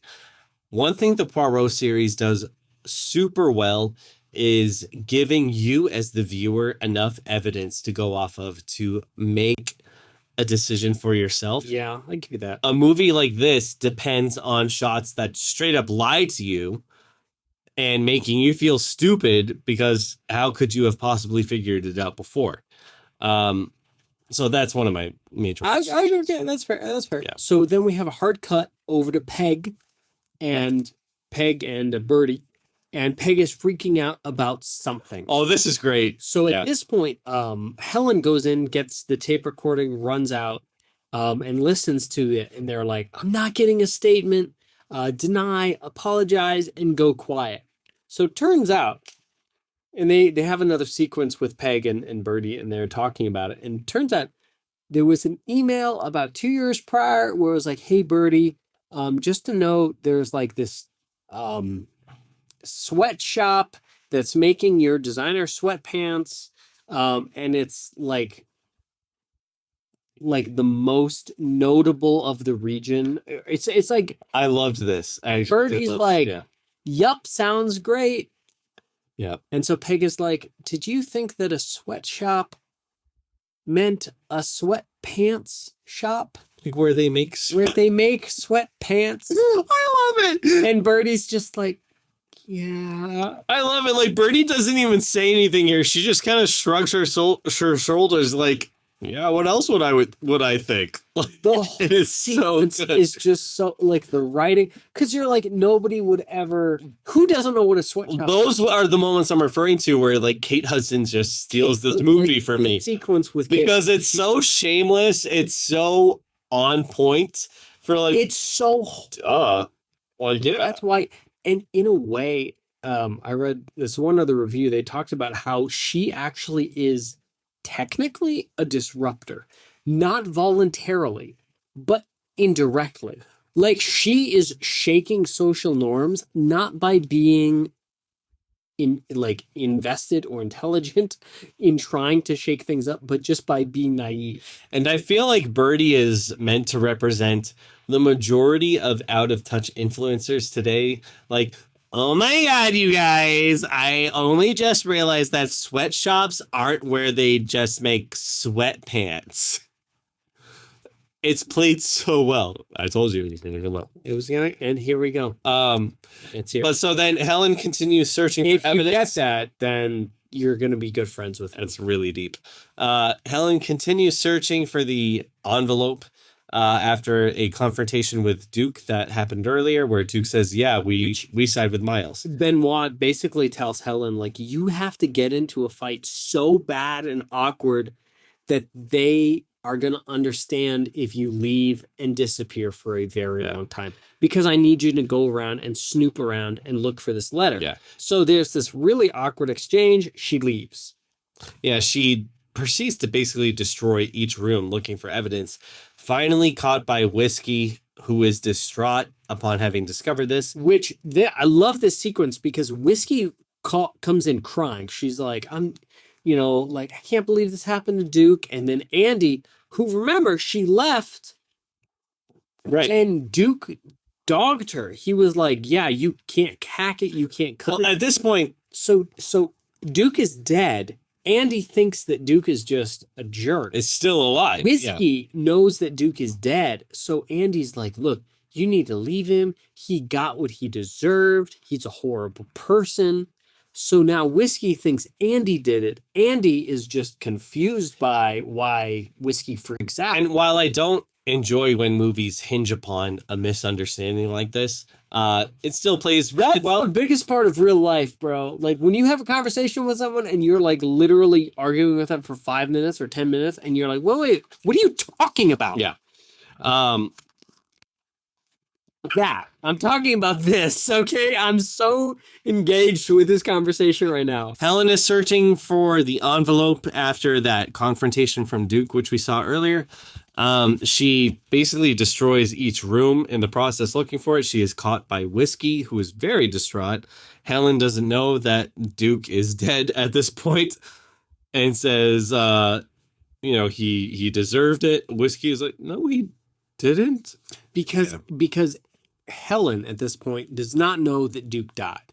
Whiskey does.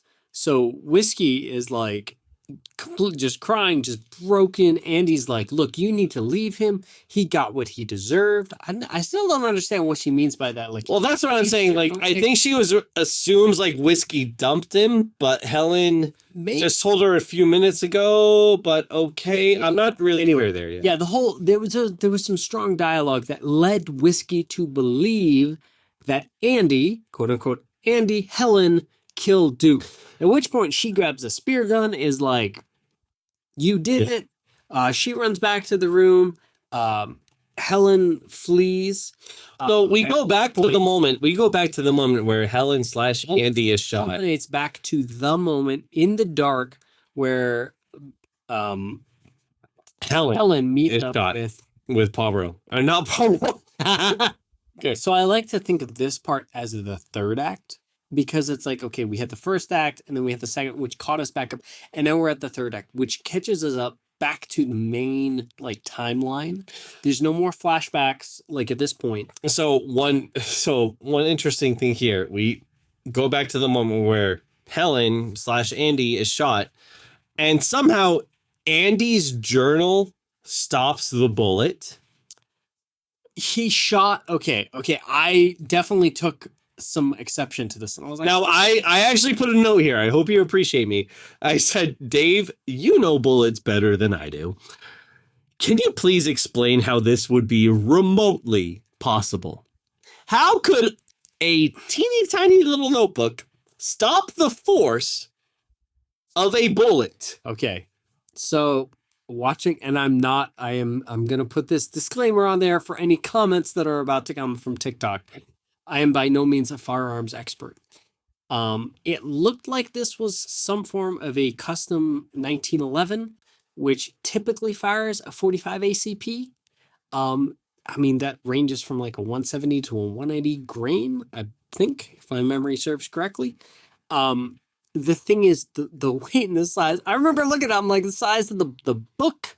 And I'm like, there's no way, there's no snowball's chance in heck that this thing is going to catch. However, if you think back to the scene, the shooter, in this case, no names because we haven't revealed his face yet, gloved hand pulls up, he shoots through a heavy pane of glass. A very heavy pane of glass. The whole thing shatters. Like there's there's a couple of scenes with the camera that there's like huge fractures. Like it's beautiful, really. and then it catches. The only way I could see them trying to glaze this off as some form of like the book, the trope. This is a TV trope. The book caught the bullet. Is that the glass took the full impact of the bullet, and that the book caught it. I don't think that like a steel core or a lead core bullet would have done this. It's possible, but unlikely. I'm no Mythbusters. Impossible. Yeah. But I mean, it's, yeah. Well, they somehow come up with the idea, Benoit Blanc and Helen, to fake her death because Blanc conveniently somehow has a bottle of Jeremy Renner's hot sauce, another convenient cameo, in his pocket, which is why did he have? Hales told him to take a couple of bottles.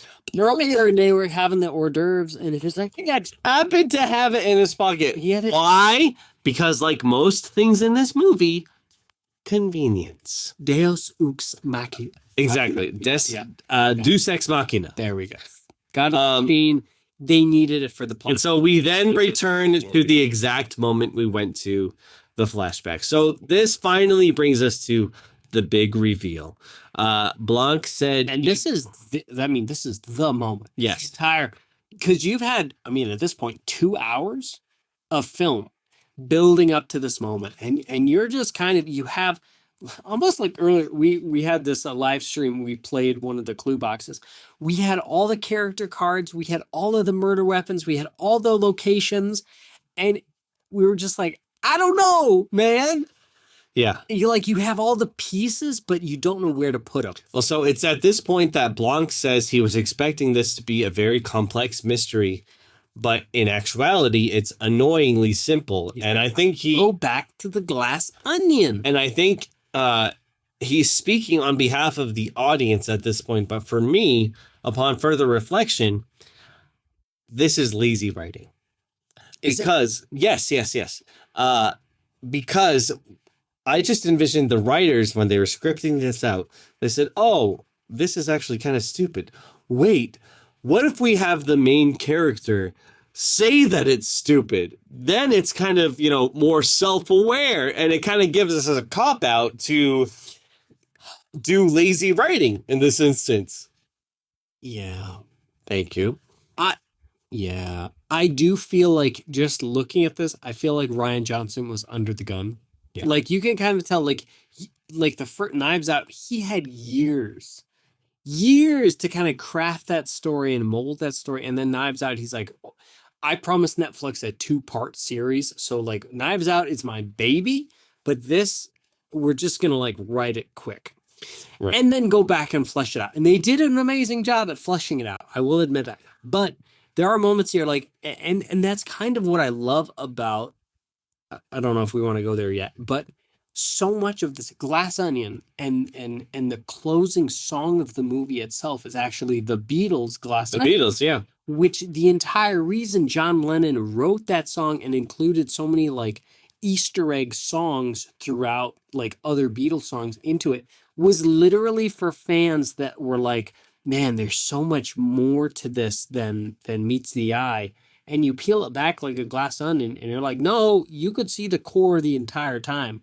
And then all the fans are like, no, there's so many layers.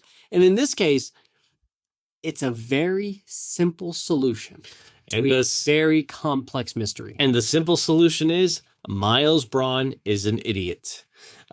We flash back to moments that actually did happen, that we did see. Miles speaking a whole lot of nothings, including made-up words that I will admit, like I said earlier, I fell for. I completely fell for these words the first time through, and I felt stupid that I had never heard of these words. Yeah.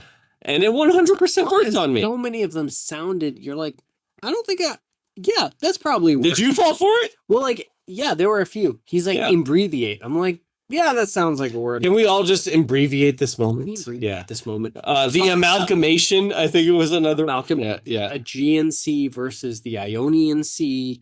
Just simple things that, relatively simple things that if you're not like a grammar buff or a thesaurus, you'd be like, but just enough that you're like, that doesn't sound right, but I'm not smart enough to say that it's not a thing. Right.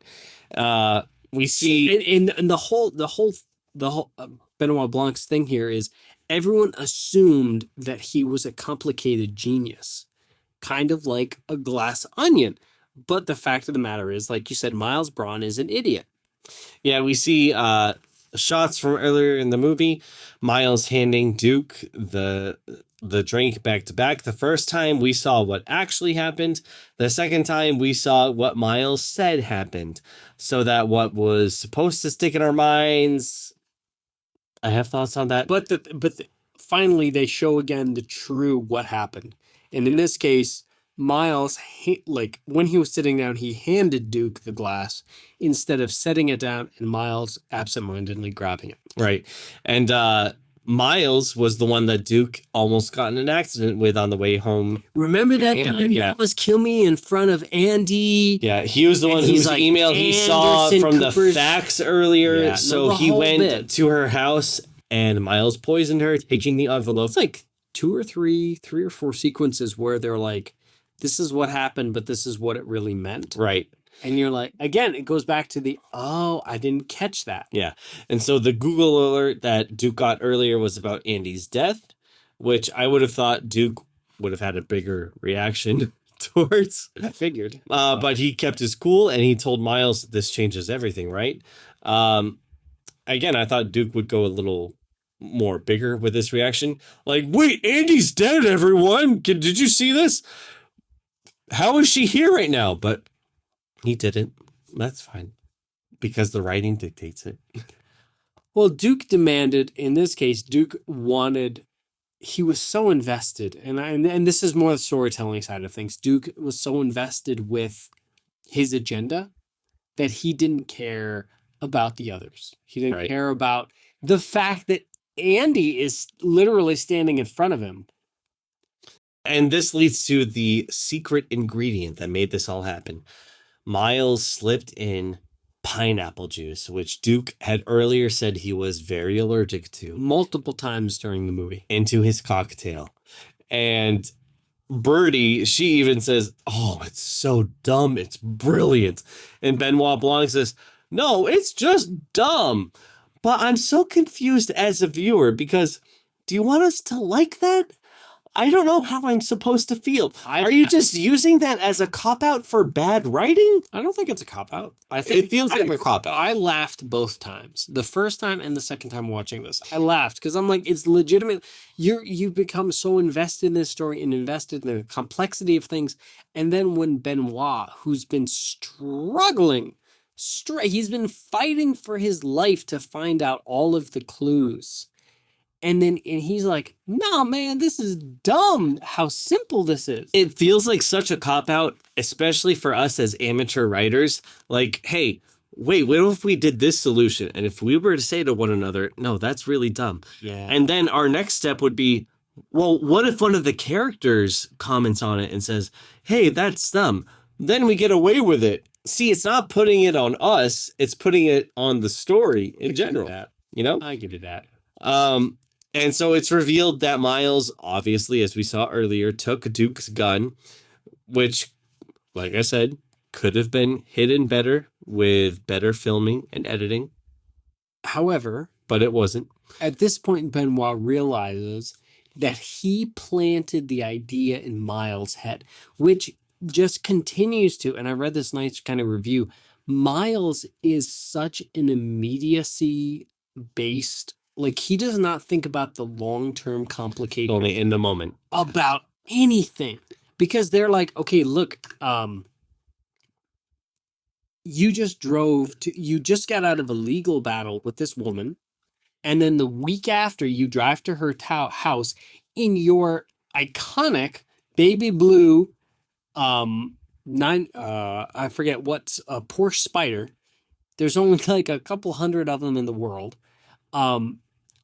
Murder her and then drive away, and then the detective, like everything about him is just so immediate. And then he's like, all right, I'm gonna just poison this guy with pineapple juice, and I'm gonna hide the gun there, and everything about him is so immediate. Only in He the moment. does not think about the ramifications, which we see that later with the whole clear thing. Like, he doesn't think about like the day or the week or the month or the year past. Well, so this leads to the aftermath, obviously. Helen shows Miles the napkin, the original napkin, and Miles says, okay, great. And he proceeds to burn it up.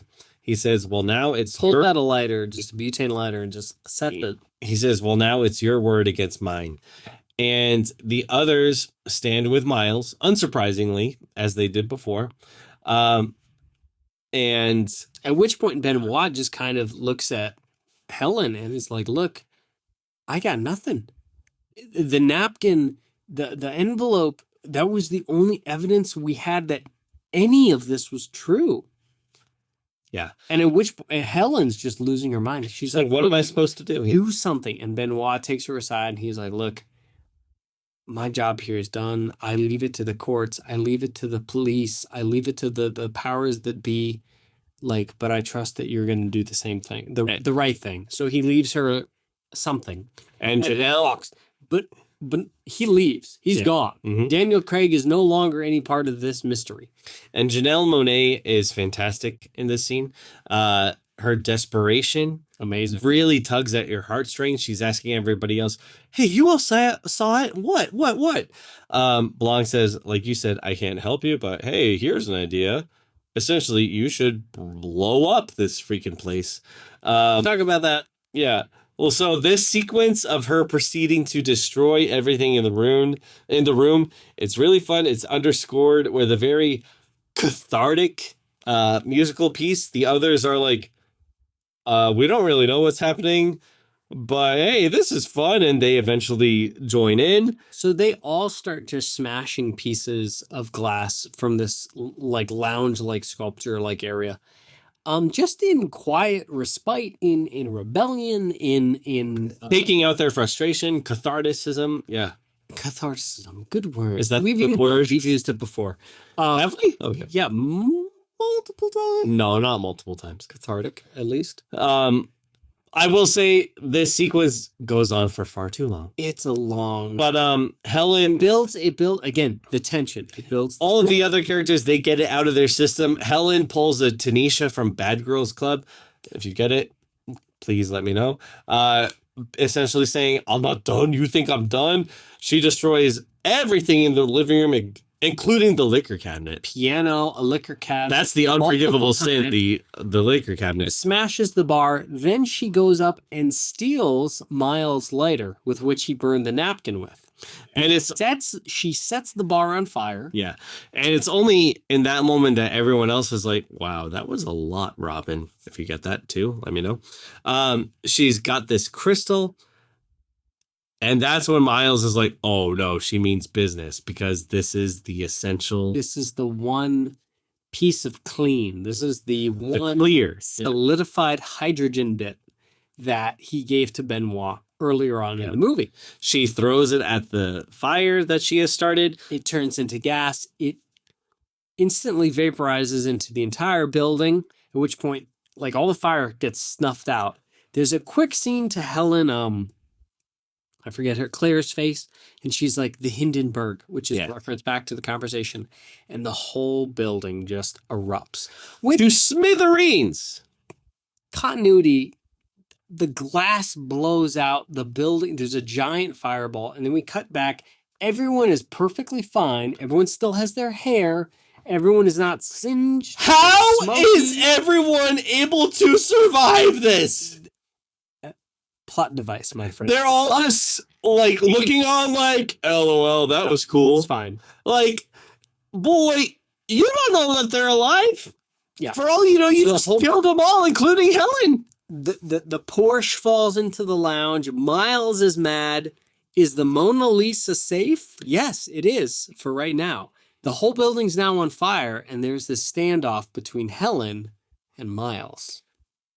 At which point they start a foot race, which it was interesting. The one comment I had, the only reason they say that Helen made the race is because earlier in the movie, they talked about her wearing, I forget the designer brand, but flats. So she wore flats instead of heels.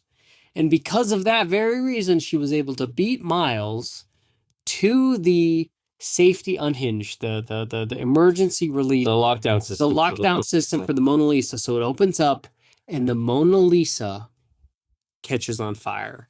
To which point Miles is just in absolute horror. He's crying his eye, he just in shock. How did everyone survive this? Do I just not understand science? Are you still back on that? Do I just not understand science? Please explain to me how everyone was able to survive this. Am I that stupid? Okay. Solidified hype. No. Solidified hype Oh. is a farce. It's not real. It can't be.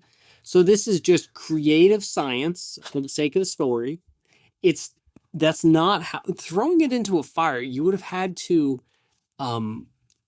oxygenate it. I'm not a chemist, but I mean you would have had to. I mean the heat alone, it would not have taken that, because it was in the movie. It was like 2 or 3 seconds.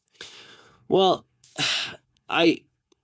There's I can get so hung up on every detail in this scene. There's a lot of creative liberties. I did appreciate the song playing underneath that they did for this scene about Mona Lisa. Classic. And again, good thing she knew how to override the security system protecting it, like Miles pointed out earlier. Convenience. Check out, And right there. poor Mona. It wasn't her fault. It wasn't her fault. She was painted on wood, though. And again, this is one of the few movies that admits to that fact. That's okay. Paint on wood. And you just knew this line was coming, where Helen says to Miles, "Hey, you wanted to be mentioned in the same breath as the Mona Lisa." It's a perfect setup.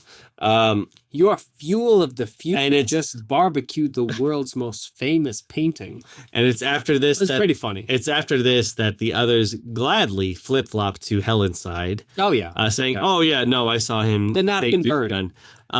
He took Duke's gun. Yeah, I saw him driving away from Andy's house, because that's what they do. And Blanc at the end of it, when they're waiting for the boat to come in, he's like, "So what are you going to do now?" And again, similar to the ending of Knives Out, she gives a look that just says, "I'm going to do whatever I want."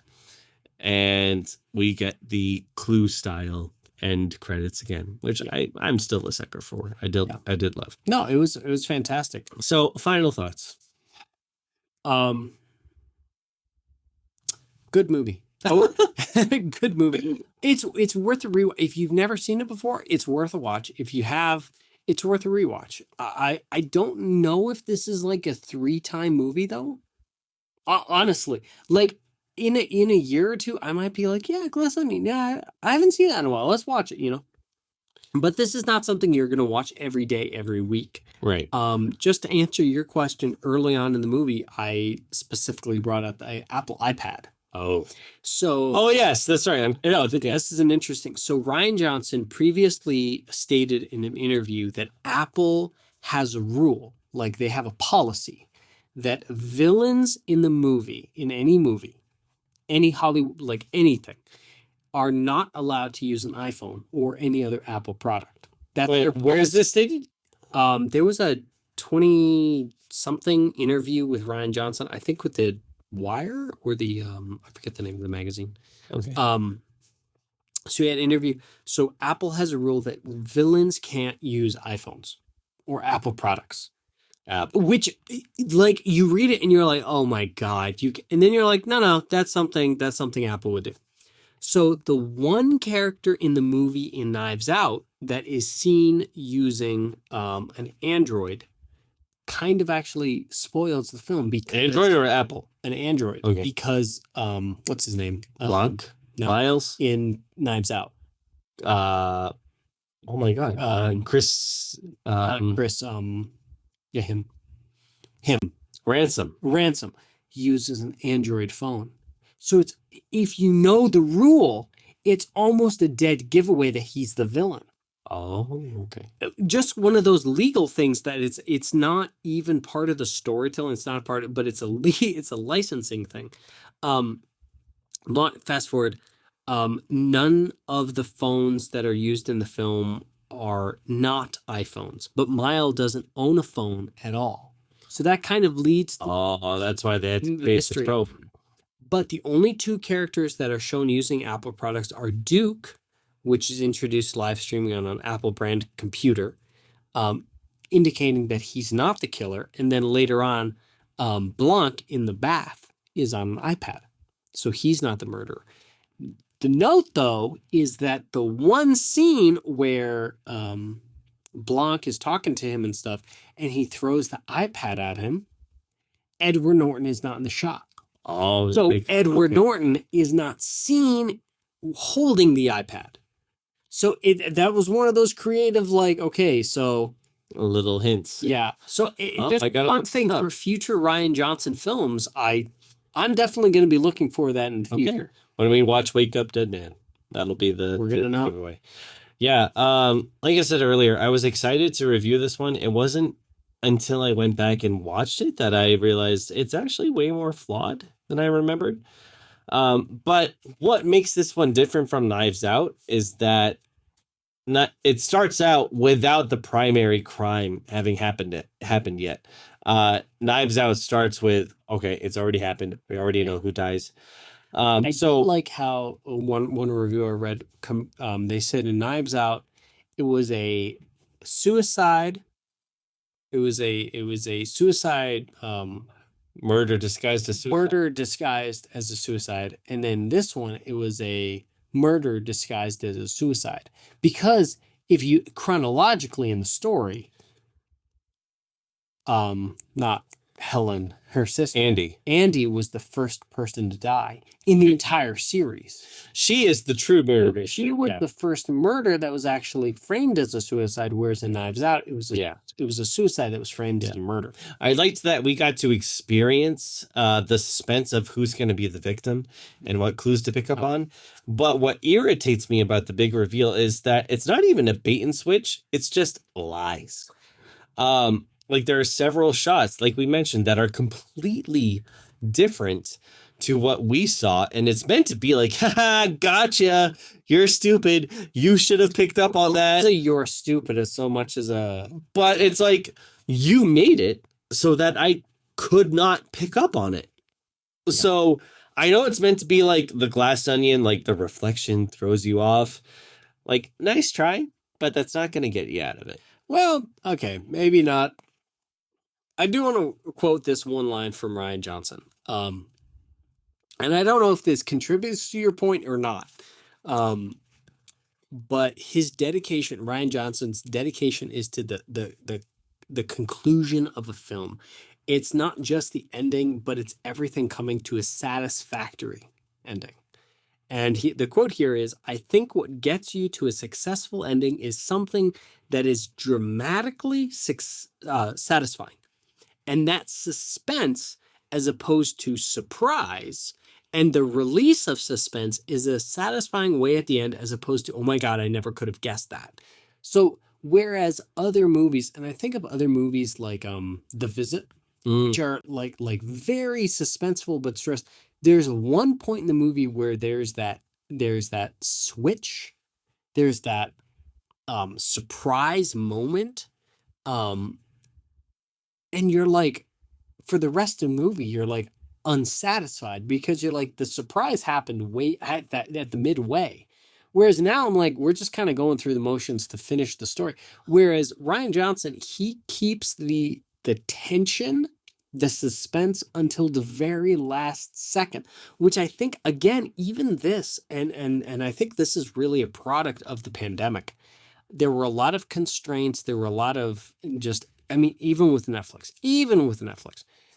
during the pandemic, there must have been a lot of time and budgets and issues with this whole production. Whereas like with Andor, you saw Rian. Oh man, I was hoping we wouldn't have to mention Andor. We're bringing it back, bro. We're bringing Andor into this. Like you saw the satisfying ending, not until the end of the episode, but till the end of the season.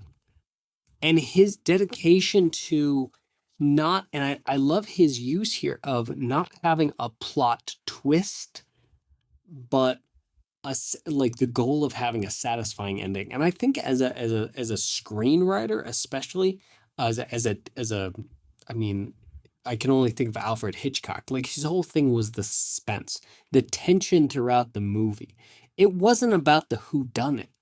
but it was about getting to that point where you have the release at the end of the movie where you're like, I got it. I figured it out. That makes sense. And in this case, Glass Onion there are some creative liberties Yes. that you will have to give it. Granted, it was the height of pandemic. There was a worldwide pandemic going on during filming, during production, during writing. Well, I think he did. I'm not saying that's an excuse. I'm just saying these are some of the circumstances that led up to the creation and basis of this film. I think he did a lot of these tricks more successfully in Knives Out. For instance, we had Marta disguised as Harlan. They show the same shot of Fran in Marta's arms, and nothing changes visually, but it was all about what we were supposed to be listening to. Like, not you did this, but Hugh did this. And that's what made that reveal satisfying. But completely replacing something we saw does not make for a satisfying reveal. There are so many instances of that in this movie where they just completely say, hey, you thought you saw this, but it was actually this. And it's a completely different shot. So how were you supposed to know any better as the average viewer? Well, and so I agree. Sorry, I'll be quiet. It does. He's on a monologue. It does not make for a satisfying reveal, but rather a cynical reveal. Like, it's irritating that they don't show respect for the audience in that way. Like, hey, oh yeah, you thought you saw this? Ha! It was actually this. How were you supposed to know that? I don't know, but you should have, even though we had nothing to base it off of.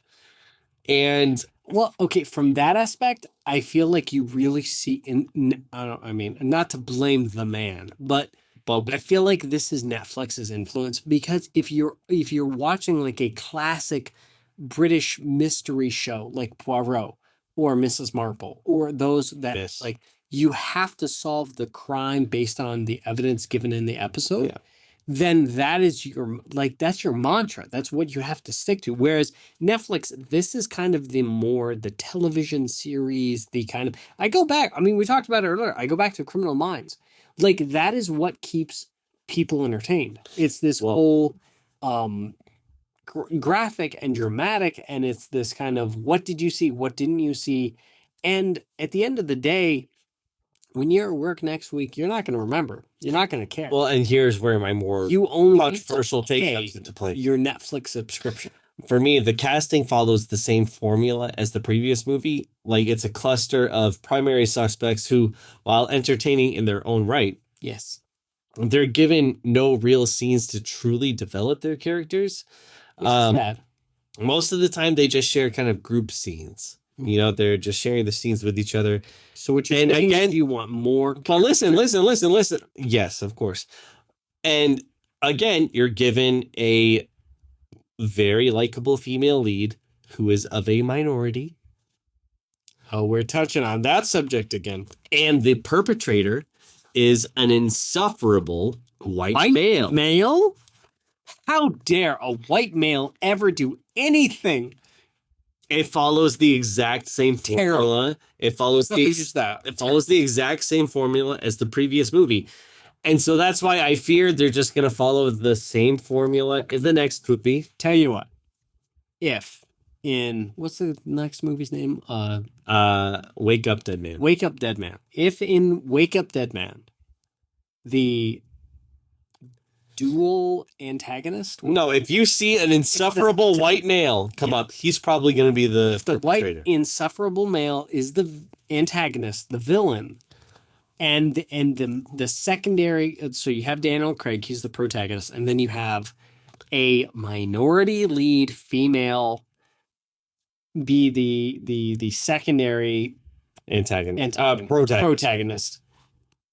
Okay, then you have a point. Then I have a point. Once is because last movie it was Chris Evans. Yeah. This time it was Edward Norton. And let me be very clear. You got to bring down next time. Let me be so clear. I don't mind it I loved the cast of the first movie. I loved the cast of this movie. I'm just saying, why is there a pattern developing? Like, is that how the next movie is going to be? Are we just focused more so on sending a message than writing an actually good mystery? But I will say, Well, much like the last movie, the soundtrack was great. I have some strong opinions on the subject, but as a white male, I don't think my opinion will be valid. You have not earned the right to express them. I have no reason to complain, so I'm like, you know what? That's fine. Check your privilege. Yeah, Yep. leave that at the door. Yeah, Daphna's it. It's supposed to come out this year. You want to go see it in theaters? It's supposed to get a theatrical release. So, yeah. Go. We'll check it out. Thank you enough. I'm just so sad. Anytime like you see an ad anymore for like a movie and you're like, okay, that one actually looks good. And they're like, coming to a streaming service, HBO only. And you're like, well, I don't have HBO. Or coming to Netflix only. And you're like, well, okay, I'm just going to wait 6 months until they port it over and then we'll be fine. Yeah. But it's kind of annoying. I'm like, where were the days where it's not like, streaming in Hackensack only theater. And you're like, well, I don't go to that theater. Right. Movies were not this location or streaming service based. It was like, no, it's like, if I want to go see that movie, I'm going to go to theaters. That's why you have ad campaigns. That's why you make a good movie, so that you make me want to get out of my house and go to the theater and watch the movie. And I feel like we've lost this anyway. That's a different topic. I mean, that's a whole other subject. Yeah. I miss the cinema experience. Yes. Okay. Well, we will go to the cinema next time a movie worth seeing comes out. And in the meantime, we thank you for tuning in once again for this very long, painful, enjoyable, but still not as long as the actual movie. Actually, yeah. If we're let's end before. Glass onion ends. Yeah. Thank you all for tuning in. I think next time we're going to delve into Murder on the Orient Express. That's the goal. We kind of want to dig into the various adaptations of this classic. Yeah, I need to lend you the book. Okay. I'm almost done. I'm basically at the big reveal part in the end. Exciting. The conclusion. Yeah, it's Rian Johnson would just be shaking in his boots. Yeah, the way it's structured is I feel like I need to be taking notes as I read it, but really? Yeah. Is it that intense? It's so hard to read it already knowing the ending. But so I've been trying to read it as like through the lens of a first time reader. That's tough. Yeah, so it makes it really tough. But I have more to say when we talk about it next time. On that note, tune in next time for the Murder on the Orient Express. I think it's the 1974. The 74 version. Yeah, I think we're gonna. Yes, we'll probably mention half of the book, and then how the 74 adaptation holds up. But in the meantime, thank you so much for tuning in, and we'll see you next time on Let's Commiserate.